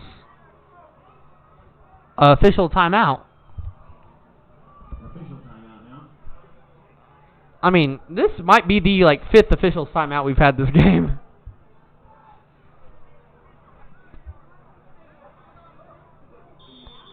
And the whistle blows. It's time for football. 9 seconds to go. Max Warren, take the snap. He's passing here. Warren, fade ball, going for it. Incomplete, deflected away by Keyston Clowers. 3.5 seconds to go. And I understand the safe thing to do is just kneel the ball out, But I would not be that type of head coach. I'd go for it here. I mean, 3 seconds. All you have to lose is, I mean, you have a lot to lose, actually. A fumble, scoop and score, a pick six, one of your players stepping the wrong way and getting hurt. I mean, there's a lot of variables here. I mean, there is. And they're going to be in prevent defense here, Portageville, it seems. But this is the formation that the Tigers kneel out at, so I wouldn't be surprised if they just take it a knee. Nope, it's going to be a handout or a pitch play to Sammy going left. Sammy, one last play. He's going to get 10 yards or 11 yards, so a little bit of a stat pad there for Sammy. And with that, the half comes to an end. 27-14, the Tigers lead the Bulldogs. The Bulldogs get the ball back at the end of halftime, but we're going to take a break, come back with the stats, and we're just going to show you the score. And we're gonna get some food up here, but we'll be right back on the Boot Hill Sports Network. Tonight's game is not only a competitive contest between these two schools, but it's also an educational experience for the students involved. Because high school activities are about learning life values, your friends at this local radio station and the Missouri State High School Activities Association remind everyone to do their part in keeping our hometown sports a positive experience for everyone. When you attend your next game, do your part to help rekindle the spirit of citizenship by showing good sportsmanship. You'll be teaching a positive lesson, and you'll be preserving a proud tradition in the state of Missouri. Hey, are you doing a jailhouse rock and would much rather be having a house party? You can call Moss Bell Bonds at 573-359-4935 or 573-333-2916. They're available 24 hours a day. Also having a payment plan and credit cards accepted. You can make bail 1 minute from jail. Freedom loss, call Moss.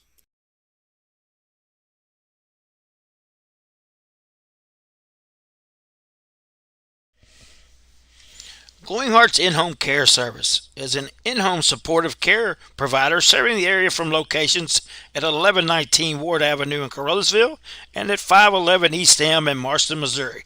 Glowing Hearts has friendly, professional employees who provide home nursing visits along with personal and homemaker services to enable clients to remain at home. There is a difference. See for yourself by calling Glowing Hearts In-Home Care Service in Caruthersville at 922-5056 or in Marston at 643-2537. Looking for your next concrete job? Give Jones Concrete LLC a call at 573-724-2005. Specializing in flat work, driveways, patios, slabs, sidewalks, demolition, saw cutting, gravel, and dirt delivery available. No job is too small because we do it all. Jones Concrete LLC.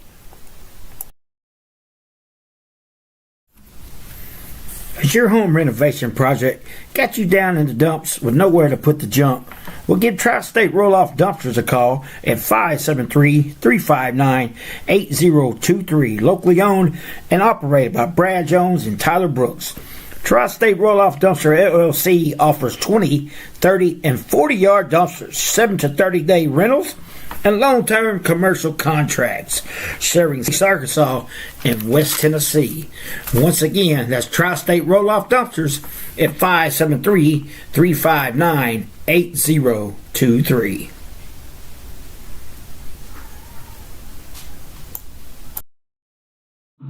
And welcome back to the Boot Hill Sports Network, where the Portageville Bulldogs cheerleaders are out on the field now, and they're saying, in the wise words of the Beyonce song, America, America, America has a problem.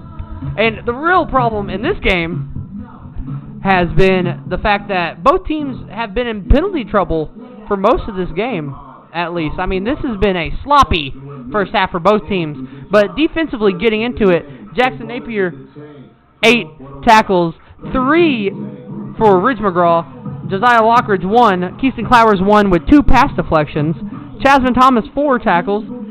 DJ with 1 tackle. Travion Carter 2 tackles. Charman Tillman 1 tackle. Trace McGraw 5 tackles. Kentravius Key 5 tackles with half a sack and 2 for loss. Bigham 6 tackles, 1 TFL. Jermaine Crothers 8 tackles, half a sack, 1 TFL, 2 for 3, field goal. And Quan McVeigh 2 tackles. Offensively, Jared Hudgens is 1 for 3 with 19 passing yards, which was a passing touchdown to Josiah Lockridge. He also has 15 rushing yards on 3 carries. Sammy, 205 rushing in the first half, 2 touchdowns.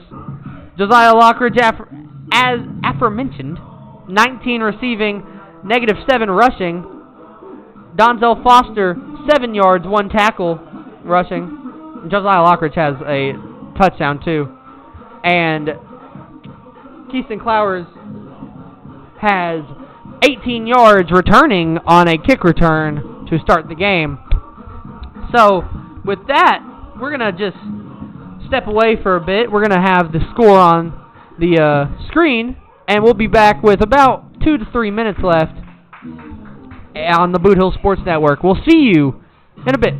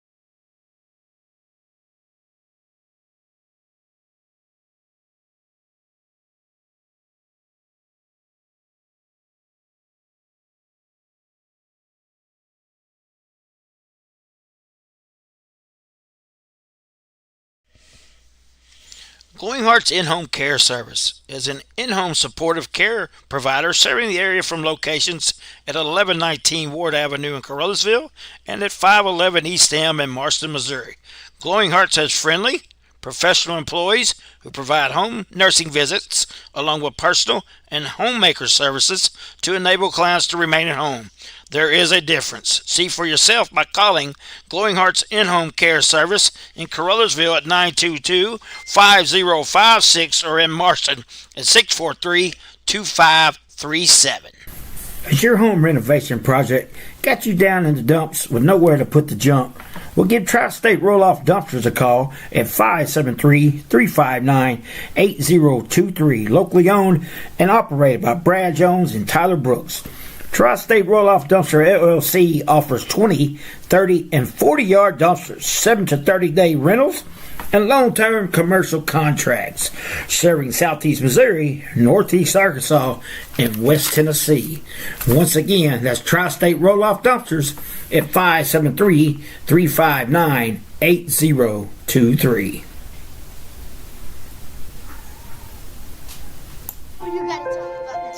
The innocence of youth.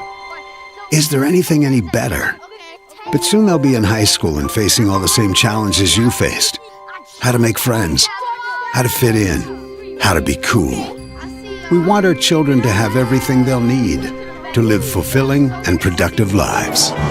Make sure the kids in your family are among the more than 290,000 participants here in Missouri who take part in high school sports or activities. Welcome back, everyone, to the Boot Hill Sports Network. Charlie Duckworth joined alongside Gavin Green here. And it's still halftime. We got about a minute left before the half end. So, it's time for a little halftime analysis here on the Boot Hill Sports Network, as we have a couple score updates from around the Boot Hill, as Sykeston leads New Madrid 31-12 right now. That's a big score for a very embattled Sykeston team this year. They have taken their lumps as well, just like Poplar Bluff. And Charleston is up 28-0 over East Prairie, and Dexter is up 21-7 against Kennett. So, talking about the Tigers and Bulldogs right now, I mean, really, this game has been determined off of penalties. There's been a bunch of big plays, a touchdown got called back on a penalty that I don't believe the Tigers scored on that drive either. So, there's a lot of question marks surrounding this game right now. I mean, the Tigers' pass defense, which, like we said, their Achilles heel this year, has been exploited a little bit by Portageville's offense. Well, even with no Trayshawn Mace tonight, the Tigers are getting tackles. I mean, Jermaine Crothers is playing his heart out tonight in his new role at linebacker. He has came in and been a enforcer.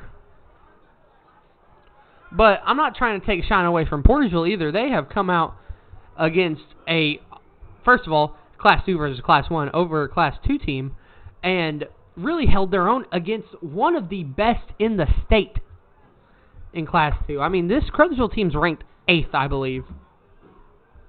I mean, this is also a team that got ranked after a loss. I don't know how many teams can say that they got ranked after losing. So, Portageville has a lot to hang their head high on right now, because they look to me right now like the at least the more rested team. I think that's the way to word it. I think they look more fresh. They got faster legs. It's also not trying to take away from Sammy Bryant's performance tonight. 205 rushing. Standalone, I believe 3 touchdowns or 2 touchdowns. DJ has 1 rushing on a jet sweep, and Josiah has 1 receiving as well. So, I mean, the Tigers have been able to score, but also Portageville's been able to come back and just be ready for anything. It's wild to see. And it's kind of the common theme of these past few Tiger games, though, where it's just been back and forth ever since Duchesne, or ever since after the Duchesne game. Sykeston, Valley, Hayti, Scott City, all 4 of those games have been just back and forth, back and forth, back and forth momentum swings. While the Tigers, I mean, in the beginning of the season, I mean, the St. Pius game, outlier there, because they and St. Pius are another example of the back, forth, back, forth, back, forth. But, I mean, Malden, Duchesne, both of those games, they let up a combined 3 points. And the field goal was on the last play of the game for Duchesne. Also, that game did get stopped with 5 minutes to go in the game. But still, I mean, the Tigers scored, I believe, a combined 103 or 113 in those games. So, who knows? But, nonetheless, all that's in the past. It's time for the present. It's Quan McVeigh to kick off to the Bulldogs. We're back with second half action. That's going to be fielded by another Upman this time, and he's going to get smacked by the Tigers. That is Jermaine Crothers right there. Novak getting hit there by Jermaine.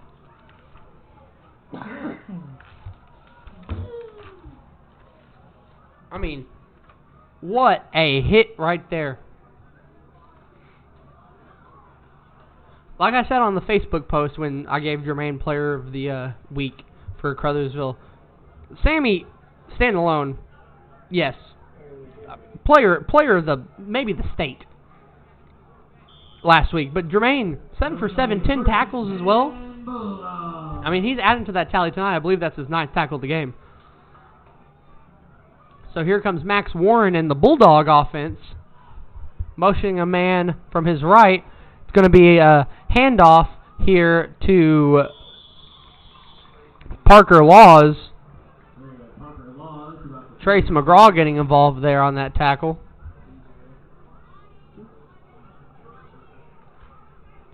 Trace and Jermaine both getting involved on those tackles.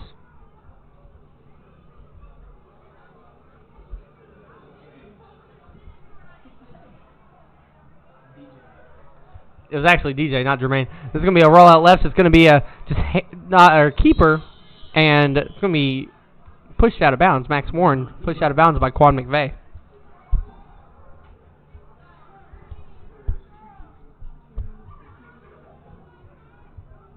So 11-21 here in this third quarter. Why are you laughing?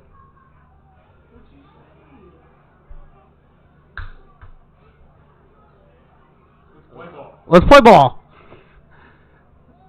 3rd and 6 here for the Bulldogs. Warren's going to be passing. Warren almost gets picked by Jackson. Jackson wants a pick so bad, and he's talking to the sideline. He's angry.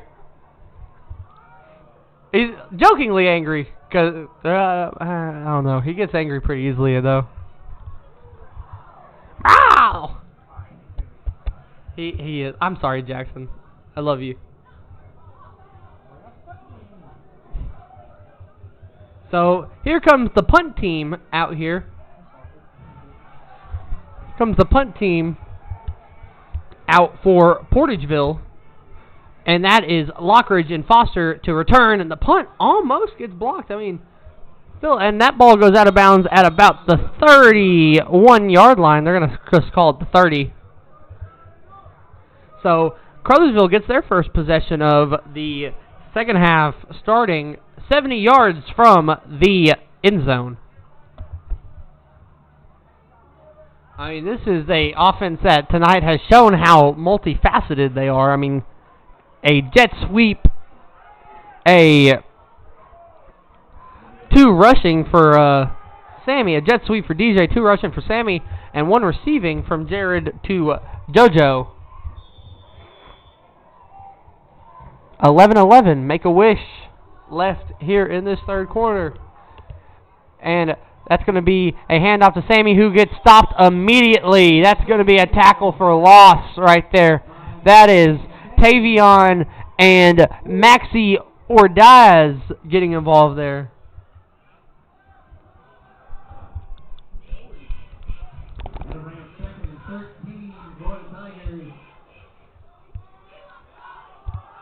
2nd and 13 for Caruthersville. That was a 3-yard loss on that rush.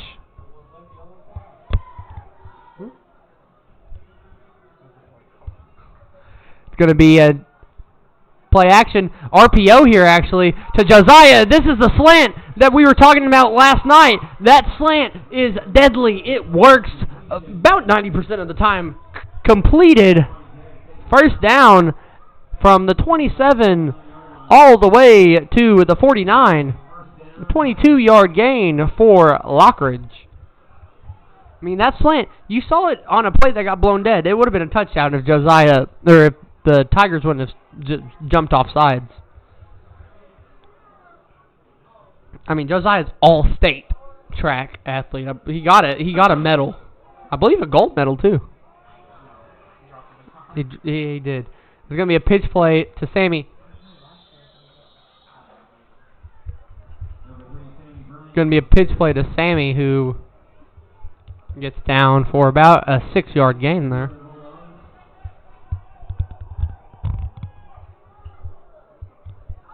Here in this third quarter, the Tigers, I mean, right now, offense is clicking, and the defense was clicking too there. 2nd and 4 for the Tigers. It's going to be another handoff to Sammy. You already know what it is. It's a first down within the 40.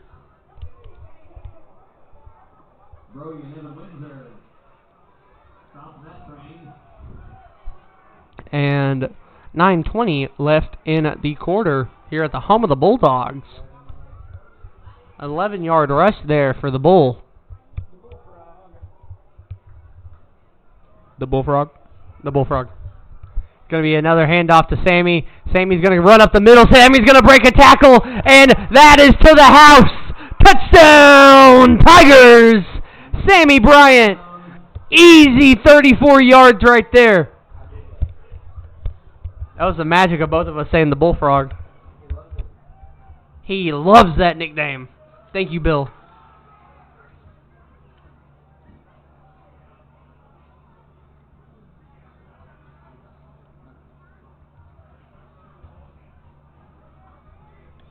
So now here comes Crothers out to kick the extra point. 3 for 4 tonight with a block. PAT. Crothers, the kick is up, and it sneaks in. That's good. Jermaine Crothers, he's on fire, Gavin would say over there. So we'll be right back on the Boot Hill Sports Network. Tigers lead 34-14. We'll be back after this. Hey, if you want a truck or a real fine car, Faulkner Auto Sales can get you cruising in any style. If Faulkners don't have it, they can get it. And if they can't get it, it's not even made.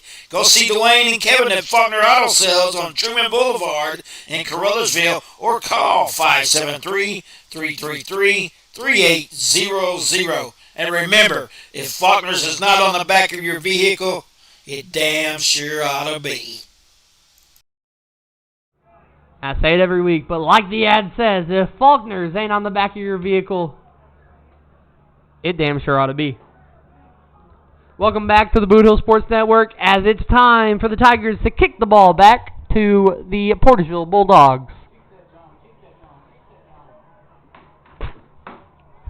Quan McVeigh for the kickoff. Travion just pointed at me. Like, he pointed directly at me. There, that was a great moment there. He might be helping me during basketball season. It's gonna be a fair catch for the Bulldogs. There, that was Evan Windsor with the return and fair catch.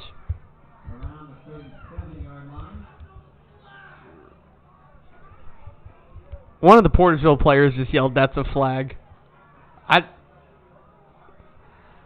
I gotta think he was just making a joke. What? You think that was the student section? I think that was one of the numbers down there. I'm not gonna say the number because I'm not gonna just out the person, but I don't know. He threw his arm up like this, so I think that was a player. To our left, a kid is getting beat down by a foam finger And there's trouble with the snap there. And Jermaine Crothers, what a tackle there, stopping Max Warren from anything after that fumble. I said that was Travion Carter, but that was definitely Jermaine Crothers. Your kicker, your tackler, your whatever you want to call him. That's Jermaine. Jur in the backfield and tackling your quarterback. Going to be a 1-yard loss on the play.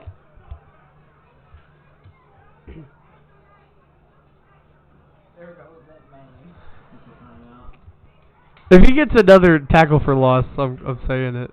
I'm saying it. If he gets another tackle for loss. No. Jermaine, okay, today Jermaine requested me to say something if he did something really good. And I should have said it there, but if he gets another tackle for loss, it's being said. It's going to be a pass, and that's going to be low to the ground, and it's going to be caught, but Contravious Key and Jackson, Contravious got the original trip, and then Jackson got the full tackle there. Short gain. It's going to be 3rd and about 9 to 10.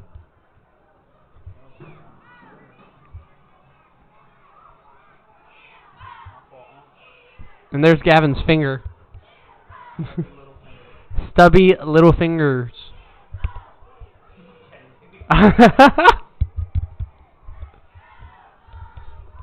We're having too much fun up here. Welcome back here. And another low snap and an incomplete pass there. That's targeted to Deuce Hickenbottom. 2 times on this drive where they've had very low snaps to Warren's ankles, and it's caused the play to get blown up pretty quickly.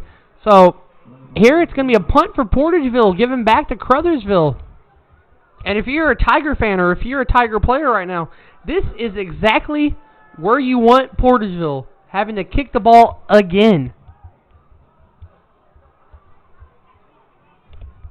It's going to be a good snap, almost blocked there by Ridge McGraw. That ball is going to bounce to about the 36.5-yard line right there. That was right in the middle. They're going to call it the dead-on 36, but if you were watching that, you know that was 36.5. If Gavin had the camera right. So the Bull, I'm not going to say the Bull and Pals because that sounds so disrespectful. The Bull and Pals. The Tigers offense comes back on the field. Let out, obviously, Jared Hudgens, Sammy Bryant. But don't forget about this receiving core here.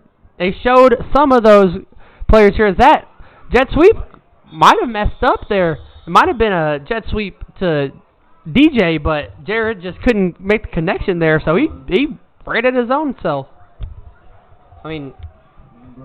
Potentially gained more on what the jet sweep was going to be. It looked like Portageville's whole defense was going left there. So, 7-yard gain for Jared on the keeper.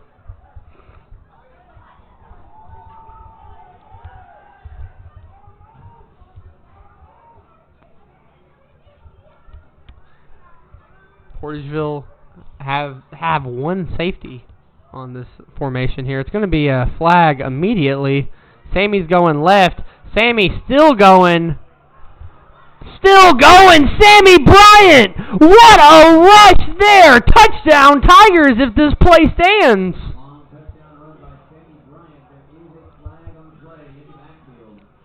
It's going to be a legal shift on Caruthersville. I think that's on 55 Contravious Key there. Another touchdown being called back, though. That's rough right there, but also, this is Contravious' first game at right guard. So, or second game at right guard. So, when you're not the full-time starter and you have to come in, it's some growing pains, at least. It ain't easy. DJ just got hit by the ref. I just want to say. Timeout Bulldogs. So with that, we'll take a timeout on the Boot Hill Sports Network and be right back with more action after this. Tri-State Mobile Concrete, LLC. Whether you need 1 yard or 200 yards, we can deliver the concrete to you, mix it on site with one of our state-of-the-art volumetric concrete mixers. Our mixers carry the material on site and only mix what you need. You only pay for what you need. That's right, fresh concrete mixed on site. Tri-State Mobile Concrete is here to serve our customers. We're available 24/7. Normal business hours, 7 to 5, Monday through Friday, 7 to 12 on Saturdays. We know what it takes to offer great customer service that can't be beat. So give us a call at Tri-State Mobile Concrete at 573-359-8023. Welcome back to the Boot Hill Sports Network. We have 2 scoring updates here. 34-0 Charleston over East Prairie, and a college football update for all you college football fans out there. I know you are watching, Mark. It is currently an upset watch for number 2 Miami. 24-13 Louisville leads Miami as Hudgens is going to keep this. He's trying to juke pass. He breaks some tackles, but then he gets hit, and there's a flag. It's going to be on Portageville, it seems. Face mask on Portageville. See, it's good to have my ref analyst here, my Gene Serator, right beside me. Gavin, he just knows every penalty. Well, he saw it too. He saw it. Good for him.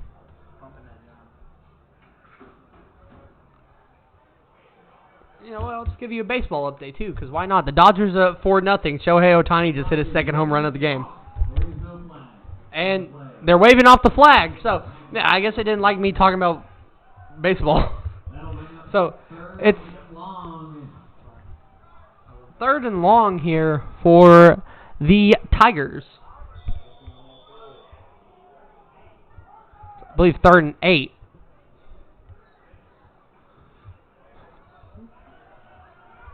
Quan's coming in for the Tigers. 3 bunched up the right side. Snapped. Jared's passing. He's got time. Jared's got a man. That's Josiah. It's deflected, though. That's deflected by Jack Bell. Everything worked there, but Jack Bell said, not in my house.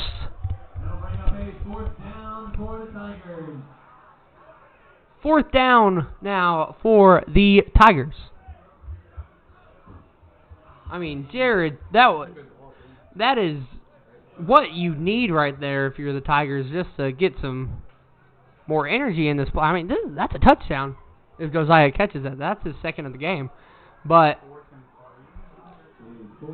4th and 8. For some reason it says 4th and 3 and then 2nd down. Oh, now the chains are at least saying.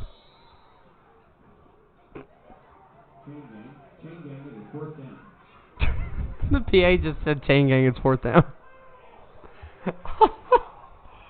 So, is it a timeout? Is it an official timeout or a team timeout?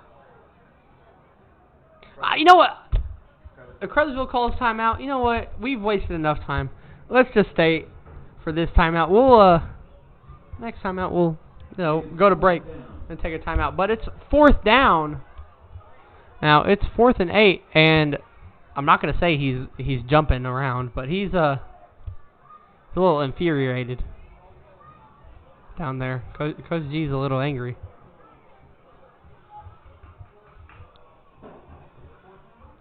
I don't know.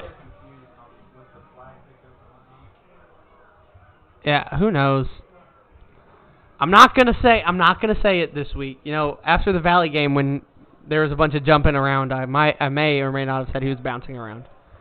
And they didn't really. They liked it. They found it funny, but nonetheless, there's just some confusion down on the field. The chain gang says it's 3rd down, but I believe, and Gavin said this here, they might have got a little confused on that face mask pickup. Okay, chain gang says it's 4th down now, 4th and 8.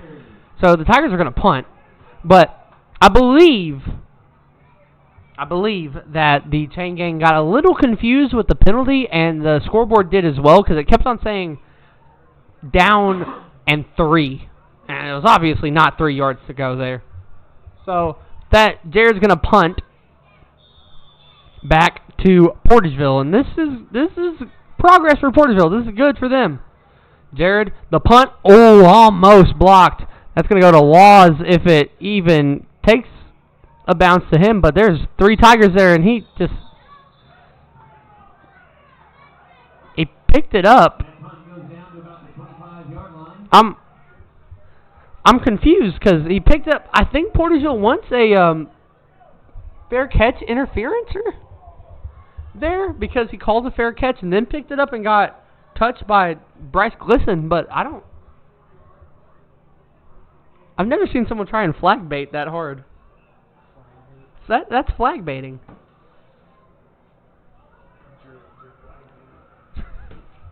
Shut up.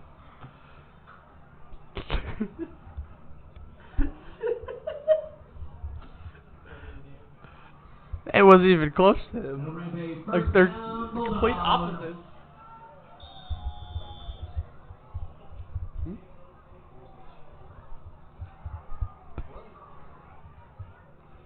.5:55 on the clock here in this third quarter, and that's going to be a quarterback keeper for Max Warren. He gets tackled down, though, by Chasman Thomas.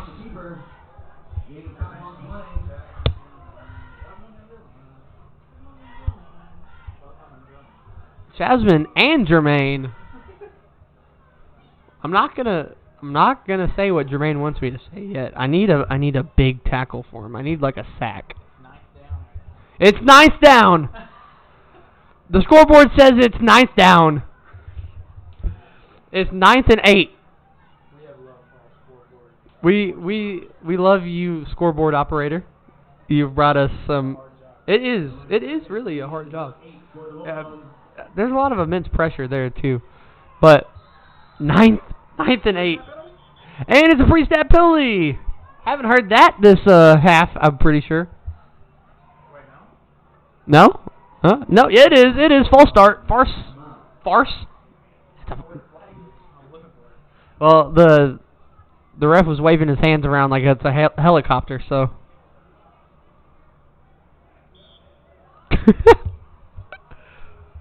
I hope, like, there's someone with really good eyes over there on the Caruthersville weigh-in, and they're just looking at us in here, because, like, Gavin just, like, did, like, a bird thing, and then he did the offsides motion. I hope there's someone with, like, really good eyes looking at us. So, Portageville is at a 2nd and 13, 4:36 to go. Warren's going to take the snap. Warren's got pressure to his left. That was Bigham. But he has a man wide open, Parker Laws. He's going to catch that, and that's going to be a first down. And that Achilles heel is showing once again for the Tigers. Excellent pass and catch there. I mean, that was beautiful all ways around for Portageville. That's exactly what they ordered. That is the risk of just an all-out blitz right there. That'll bring up a 1st and 10 Bulldogs. 1st and 10 Bulldogs here. It's going to be a rush for Deuce. He's going to get tackled down by Bigham. What a tackle right there. Something I want to highlight. I really like Portageville's jerseys. This all black is really nice. I wish Caruthersville would do something with all black, you know? I think it looked pretty mean. All black with a red trim. I think that would be quite beautiful. 2nd and 4 for the Bulldogs.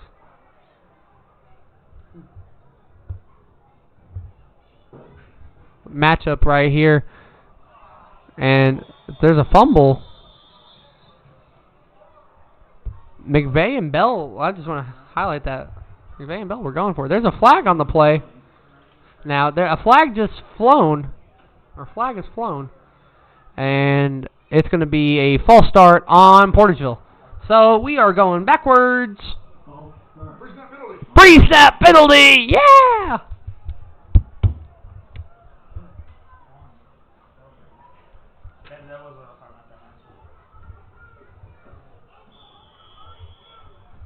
Highlight this matchup with Jack Bella and Quan McVeigh. They've been going at each other all game here. I mean, on that flag, they went to about the 10 right there on a play that was blown dead. Warren takes the snap. It's going to be a handoff to Brody Warren, and it's going to be third down now after that carry. That was Bigham and Trace. We're at the 44-yard line. Now, I saw Jackson's TikTok last night of on how to tackle. He does a lot of scorpions. But he is also, like, top 3 in tackles in Southeast Missouri. So, like, the scorpions are working. If it ain't broke, don't fix it. That is the motto of the Caruthersville Tigers this year. Got some motion here. It's going to be a wide receiver carry that time for Parker Laws. It's going to be a first down, Bulldogs here. 2:27 to go in the third quarter. Caruthersville still leads by 20.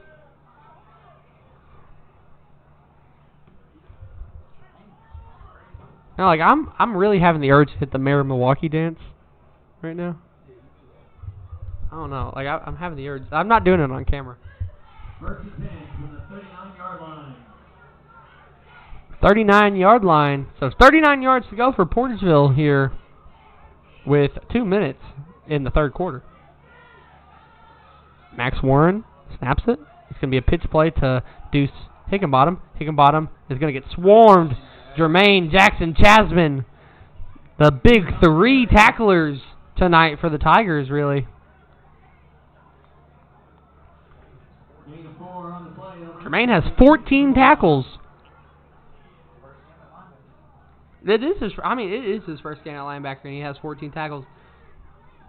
Might be a call for a game ball, just a little bit. Yeah, well, I said Sammy was getting it in the third quarter last week. And that's going to be an illegal motion right there.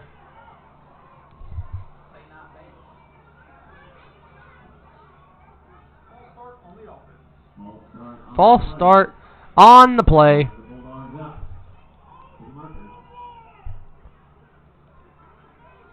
Bulldogs go back 5 yards here. 2nd and 11 with 1:12 to go in the third quarter. You're watching Tiger Football on the Boot Hill Sports Network. Charlie Duckworth joined alongside Gavin Green. In this, amazing press box, too. Portageville, it's nice, cozy in here. I really like having an AC. You know, Caruthersville has an AC behind me the whole time. It feels so nice because I'm also wearing a hoodie. Yeah, Gavin, you wouldn't know. It's going to be a pitch play. This time to Deuce Higginbottom going right. He is not going to gain anything. Maybe he gains a yard. I don't know, Jim. Contravius and Jackson getting involved there. Contravius, he's a sophomore, and he's kind of playing a role like Chasman was last year, where he's shown so much growth throughout the season. He had a big game the first week 1 against St. Pius, and he's kept on building onto that. It's really great to see this Tigers defense grow throughout the season. 5 seconds to go. I don't think that Portageville's going to go for a play here. They're just going to let the clock run to all zeros. And it's time for fourth quarter football here on the Boot Hill Sports Network. You sound like a seal, Gavin. We'll be right back with fourth quarter football after this. What rhymes with great? Participate. Where does greatness start? Here, in the classroom. On the stage. In the pool. On the field. Where will your greatness take you? To better grades. to more friends. Yeah! Be great. Participate!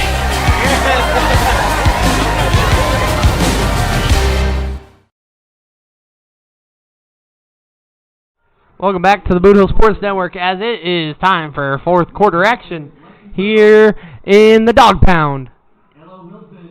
The home of the Bulldogs. I gave it the name the Dog Pound because I thought that was the coolest way to call it, you know? Calling Portageville's field the Dog Pound. I mean, it's basic because that's what every dog. You know, yeah, shout out my Nana. Humane Society. That's not the Dog Pound, but still. Animals. Dogs. So the field flips here for fourth quarter football. Portageville has it. Do you want to crank, Gavin? You don't want to crank it? Oh. So with 12 minutes to go for victory, for defeat, the Tigers are up by 20 in a back and forth matchup. The score, to me, does not represent how close this game has been.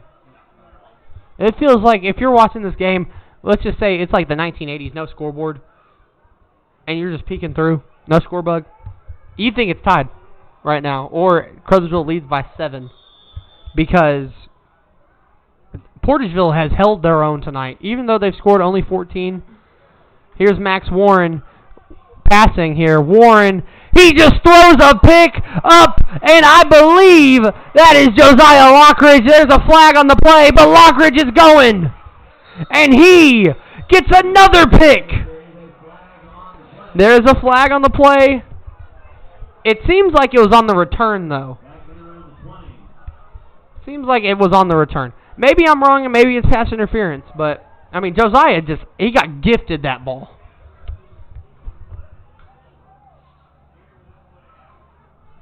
See what they call it. I mean, who knows? It might also be a flag on Portageville. But, yeah, they wouldn't be walking back if it was a flag on Portageville. I'm wrong. But, pretty sure the interception will stand.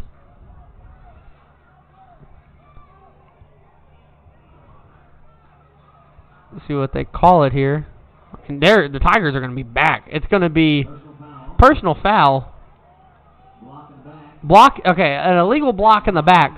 So, Lockridge's pick stays on the board. That's what matters to the Tiger fans. Lockridge's pick stays on the board. He adds another to his, season-leading ledger. He's having an insane season. He's only a junior. So he's got one more year of terrorizing offenses. But I believe that's his 5th pick of the year. He almost had one last week. He had, I believe, 3 pass deflections. He gets involved. So here come the Tigers at the 7. So they have to go 93 yards if they want to touch pay dirt again. It's going to be a rush for Sammy, and that's going to move the chains already. Brody Warren with the tackle.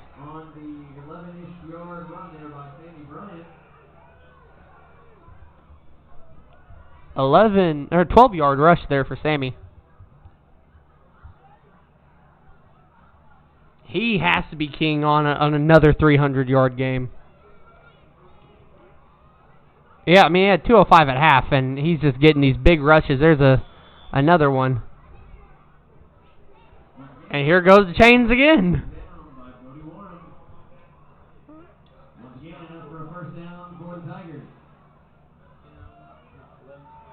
11-yard rush.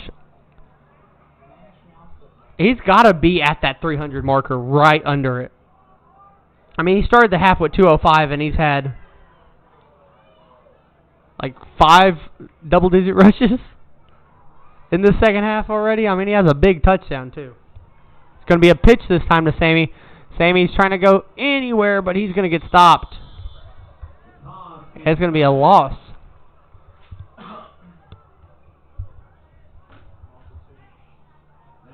I'm just going to call it a loss of 2.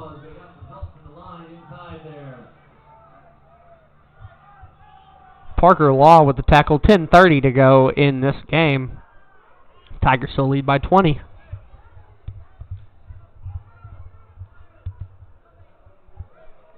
Gavin's calling for a pass play here. I do want to see Jared let it fly. Just at least one more time this game. He's got the arm. He's almost made the connection a couple times. It's just Portageville playing great defense, but he's going to keep it this time. He's getting held backwards. He's staying on his feet. Wow. I mean, if you call anything the ending of forward progress, that's what it was, because it looked like Jared got catapulted back there.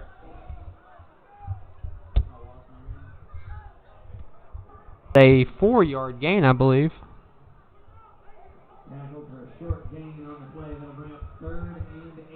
4-yard gain there for Jared. So now Caruthersville on this 3rd and 8 from the 32. See what they can do here. It's going to be Jared passing this time to Josiah. That's not Josiah. That's Keyston Clowers. He's in for a touchdown. Keyston, how do you do? 40-14. Tigers lead the Bulldogs. And it's looking like that SEMO South title is staying home. That was a pretty good play. So here comes your kicker out to kick this ball. Your kickbox. Your boombox. Jermaine, your 50. He gets the hold. He gets the kick up. And he's good. And Jermaine makes it 41-14. Flip the scores, it'd still be 41-14. So with that, the Tigers lead by 27 here on the Boot Hill Sports Network. 9:07 left in this game. We'll be right back after this. Looking for your next concrete job? Give Jones Concrete LLC a call at 573-724-2005. Specializing in flat work, driveways, patios, slabs, sidewalks, demolition, saw cutting, gravel, and dirt delivery available. No job is too small, because we do it all. Jones Concrete LLC.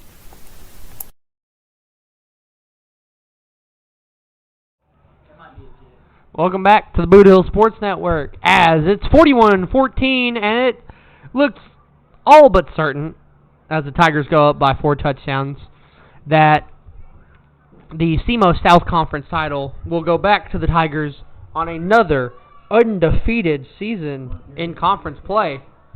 I mean, they beat Malden, they beat Scott City, they beat Hayti last week. Portageville will be their 4th. The kick is off. It's a little squibber again, and it's going to be picked up by Novak, who gets tackled down by Chasman. And trying to see who else. Travion. Travion has been a beast on kickoffs today.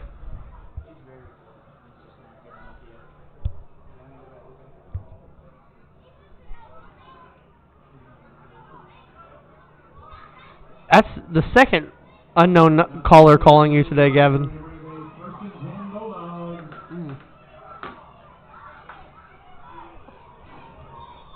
Oh, they're throwing shirts out, and everyone is acting like crazy. I want a shirt. Warren. Oh, it's footballs. Oh, okay. Now Laws is going. Laws gets hit. That's Maxwell Hunter. Part of me wants to run out and just, like, stick my hand out and try and catch it. But then that'd also be putting trust into Gavin Green. I don't know how much I trust Gavin Green.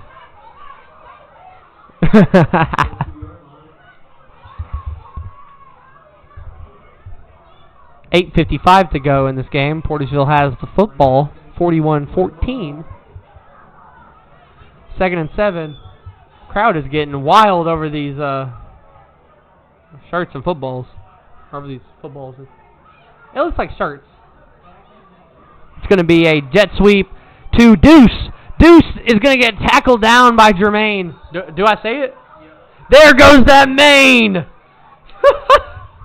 Jermaine, I asked him because I like getting input. I'm like, what do you want me to say if you get a big play or a nice tackle? You know, he goes, there goes that main. That might not have been the worst thing I heard today.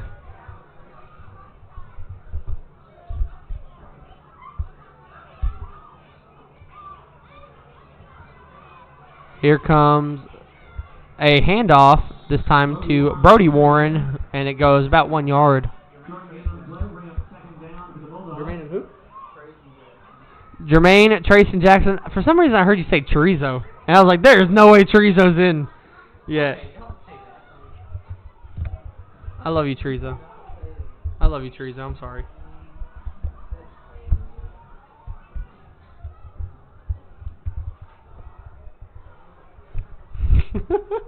I love you, chorizo.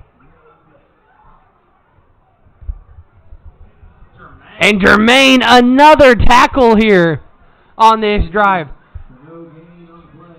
There goes that man.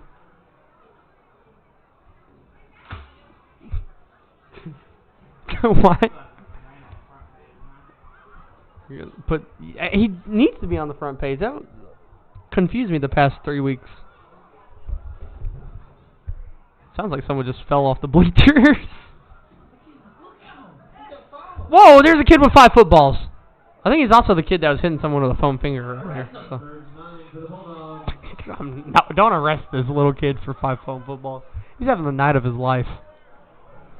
Meanwhile, on the football field, Warren snaps it. It's going to be a jet sweep to Jack Bell. Jack Bell meet Jack Napier.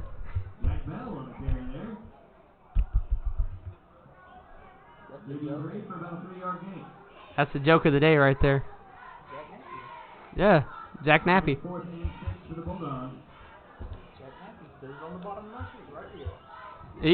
I do want to give you a shout out, Jackson. Thank you for this defensive stat sheet. It has worked wonders this season for us.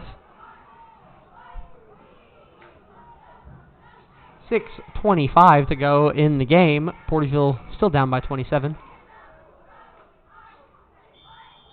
And it's going to be a timeout, Bulldogs, with 6:18 to go. And we'll be right back after this. Tonight's game is not only a competitive contest between these two schools, but it's also an educational experience for the students involved. Because high school activities are about learning life values, your friends at this local radio station and the Missouri State High School Activities Association remind everyone to do their part in keeping our hometown sports a positive experience for everyone. When you attend your next game, do your part to help rekindle the spirit of citizenship by showing good sportsmanship. You'll be teaching a positive lesson, and you'll be preserving a proud tradition in the state of Missouri. Welcome back to the Boot Hill Sports Network. I want to take a second to shout out all of our partners. You keep us running. You keep us happy. You keep, high school sports coming to you here from the Boot Hill Sports Network. Thank you. Thank you to Moss Bail Bonds. Thank you to Faulkner Auto. Thank you to Little Pizza Heaven, Tri-State Dumpsters, Tri-State Concrete, Jones Concrete, and Glowing Hearts. Now we're back to the action. 6:18 in Portageville. A little reference right there to Kendrick Lamar right there. 6:18 in Peeville. Warren is going to be passing this time. Warren, it's going to be incomplete. Targeted to Jack Bell. A little bit behind Bell. Turnover on downs. It's Tiger football. And it's Tiger football. Maybe that's what you want to call it. Tiger football. Sammy, how many touchdowns does Sammy have today? Sammy has 3 touchdowns. Okay, he had 7 last week, so that's 10 touchdowns in 2 weeks, and around like almost at 700 yards in the past 2 weeks as well. It's going to be a handoff. Actually, no, it's going to be a quarterback keeper, an option run for Jared. Jared's trying to go anywhere, and he gets sandwiched into 3 Bulldogs there. Got pancaked. 6 minutes to go.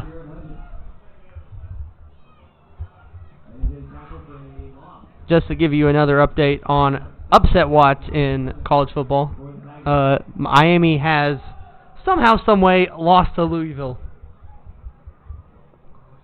At any given, I won't say Friday, any given day. Carson Beck threw 4 picks. That might have some relation. As Donzel Foster gets a jet sweep, he's going to go for a first down. What a way to stay on your feet, Donzel.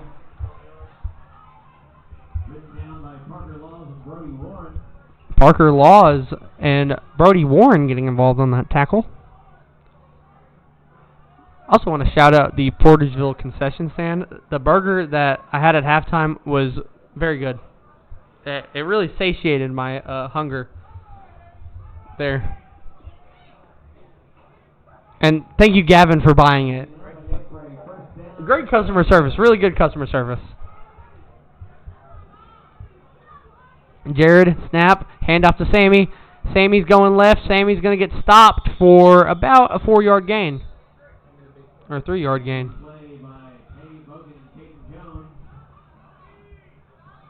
Now they're calling it a 2-yard gain. Who knows what yard gain it is? It might be a 10-yard gain. It was a gain. And maybe it was a gain fleeing.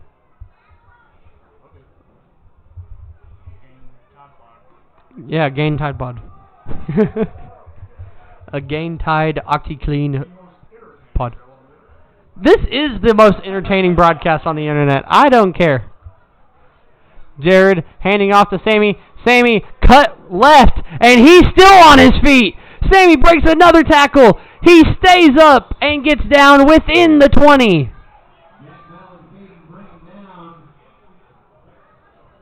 I mean, what more can you say?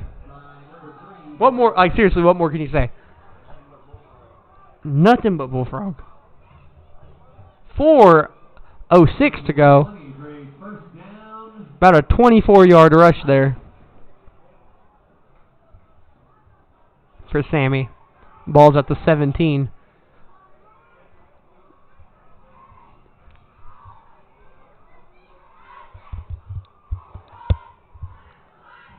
Snap, handoff Sammy, going left again. Sammy trying to cut through anyone.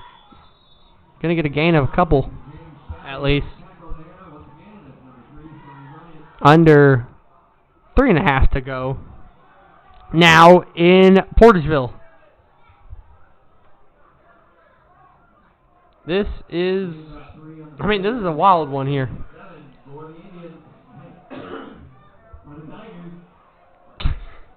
I feel like I'm going to make that mistake tomorrow. The PA just called the Tigers the Indians. I'm just being real. I'm going to make that mistake at some point during the Haytide game tomorrow. 3 minutes stand between the Caruthersville Tigers and another SEMO South Conference title. It's going to be a handoff. Ow! Wow, it was a fullback rush? Maybe. The handoff fumbled. Jared gets it back. Maybe for a gain, too. That might have been like a 1-yard gain. Or a no-yard gain. Who knows what yard gain it was. They're going to say a no-yard gain. 0 yards gained on that play. 0 yards lost on that play, though. And a football just flew. I mean, it looked like a bug. 3rd and 7 for Caruthersville. It's going to be under center. This is unusual for the Tigers. Oh, wow. It's a fake. He faked out everyone there. That jet sweep, it's a first down. Donzel Foster again. Jet sweep demon today. 2:10 to go. 5 yards stand between pay dirt and the Tigers.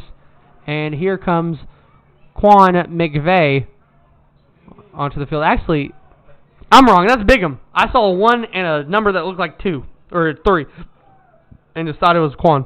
It was also a lanky build. It's going to be a handoff to Sammy. Sammy's trying to go. He's trying to push for the touchdown. And the line judges. Wait. I don't think they're going to call it a touchdown. So, I mean, that is the definition of a 5-yard gain right there on a first and goal from the 5. So, 2nd and 1, and that's going to be a handoff to Sammy. Sammy's going to go in for a touchdown. Touchdown, Caruthersville. And another Caruthersville Tiger touchdown. They are up by 33 now.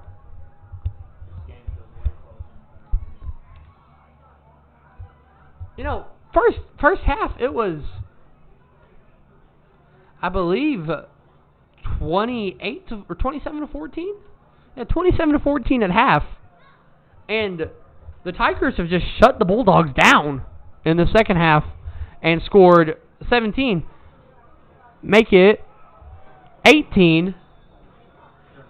Jermaine again makes it, or they scored 20. I don't know what I'm talking about. They've scored 21 now. It feels eerily like the Sykeston game where they pulled away in that second half. But, nonetheless, a minute 21 separates the Tigers and another conference title. And we'll be right back after this.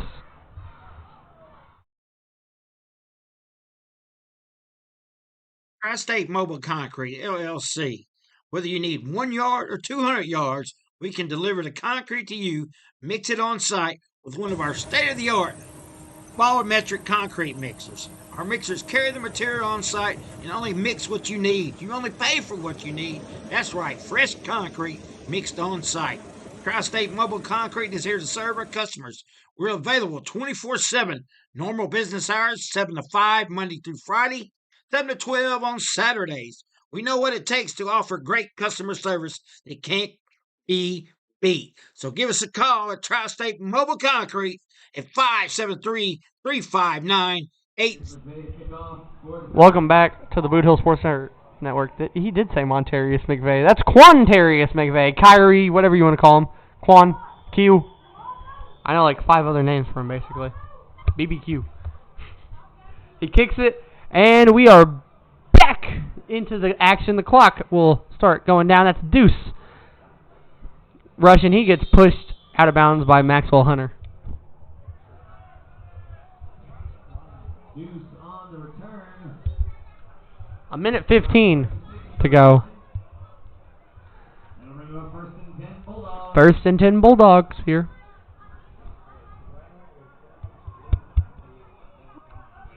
And like Gavin said in his best Elmer Fudd impression, the crowd is starting to file out.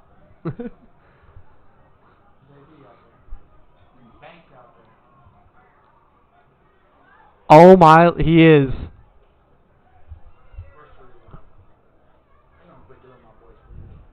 If you can see, that is number 54 out there now on the D. That is DeCarlos Wilkins. That's a bank. We talked to him last week on Tiger Talk with Coach G for the senior night. And wow, I mean, Blaine Goforth getting the TFL there. No gain on the play, and the clock's just going to keep on going down now. A minute to go here in Pville.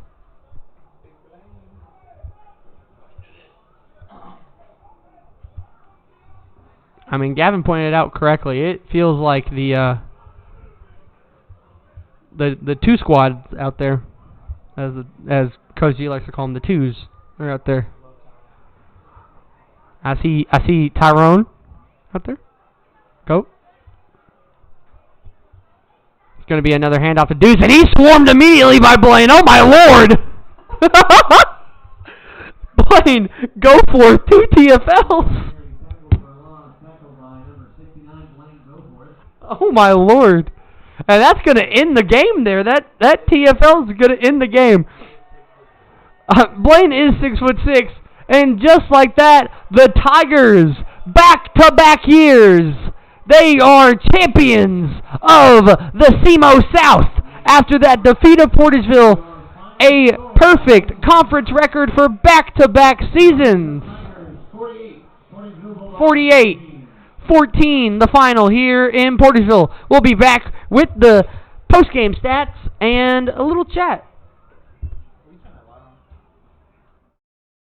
Tonight's game is not only a competitive contest between these two schools, but it's also an educational experience for the students involved. Because high school activities are about learning life values, your friends at this local radio station and the Missouri State High School Activities Association remind everyone to do their part in keeping our hometown sports a positive experience for everyone. When you attend your next game, do your part to help rekindle the spirit of citizenship by showing good sportsmanship. You'll be teaching a positive lesson, and you'll be preserving a proud tradition in the state of Missouri. All right. Remember, we're a team that plays together. Listen, the winning will take care of itself. We just have to get everyone involved.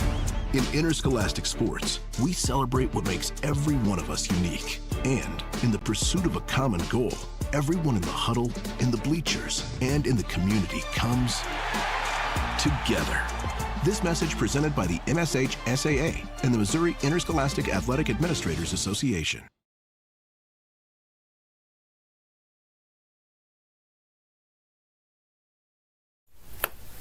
Looking for your next concrete job?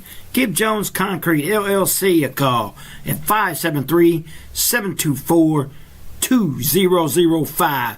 Specializing in flat work, driveways, patios, slabs, sidewalks, demolition, saw cutting, gravel, and dirt delivery available. No job is too small because we do it all. Jones Concrete LLC.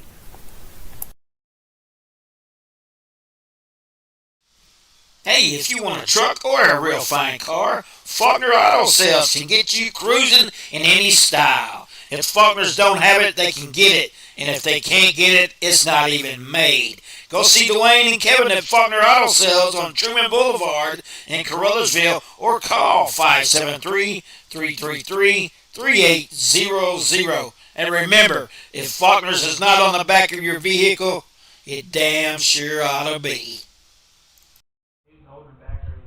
Welcome back to the Boot Hill Sports Network. I just want to highlight something here as we get our pregame or postgame started. I saw Coach G just get tackled by Ridge. So, nonetheless, and there's a little bit of a Gatorade dump on him as the Tigers win another SEMO South Conference title. Offensively for the Tigers, Jared Hudgens, 109 passing yards with 2 touchdowns. Then rushing-wise, he had 26 rushing yards. Sammy Bryant, another 300-yard rushing performance for the Bull. 305. Mr. 305. He's like Pitbull. 3 touchdowns. Josiah, -7 rushing, yes, but 41 receiving, 1 touchdown. DJ, 30 yards, 1 touchdown. And KC, 58 yards receiving, 1 catch for a touchdown. And defensively, Jackson Napier, 15 tackles. Ridge McGraw, 3 tackles. Josiah Lockridge, 1 tackle, 1 interception. Maxwell Hunter, 3 tackles. Keyston Clowers, 1 tackle, 2 pass deflections. Chasman Thomas, 6 tackles. Donzel Foster, 2 tackles. Travion Carter, 3 tackles. Charman, 1 tackle. Trace McGraw, 8 tackles. Kentravius Key, 6 tackles, half a sack, 2 TFLs. Jermaine Crothers, 16 tackles. He was 5 for 6. 16 tackles, 1 sack, 2 tackles for loss. Quan McVeigh, 3 tackles. Bigham, 8 tackles, 1 for a loss. And Blaine Goforth, 2 tackles. 1 TFL. So, just like that, the Tigers are champions of the CMO South again, going undefeated for the second year in a row, beating Scott City, Portageville, Hayti, and Malden. So, now it is on to St. Gen next week as they punch up a class one final time this year before districts as they play the St. Genevieve Dragons at St. Gen. I love the name Dragons. So, for all of us here at the Boot Hill Sports Network, for me, Charlie Duckworth, for Gavin Green on camera, I'll see you tomorrow in Hayti when they play Marquette Catholic. So, thank you all for watching, and we'll see you Wednesday for Tiger Talk with Coach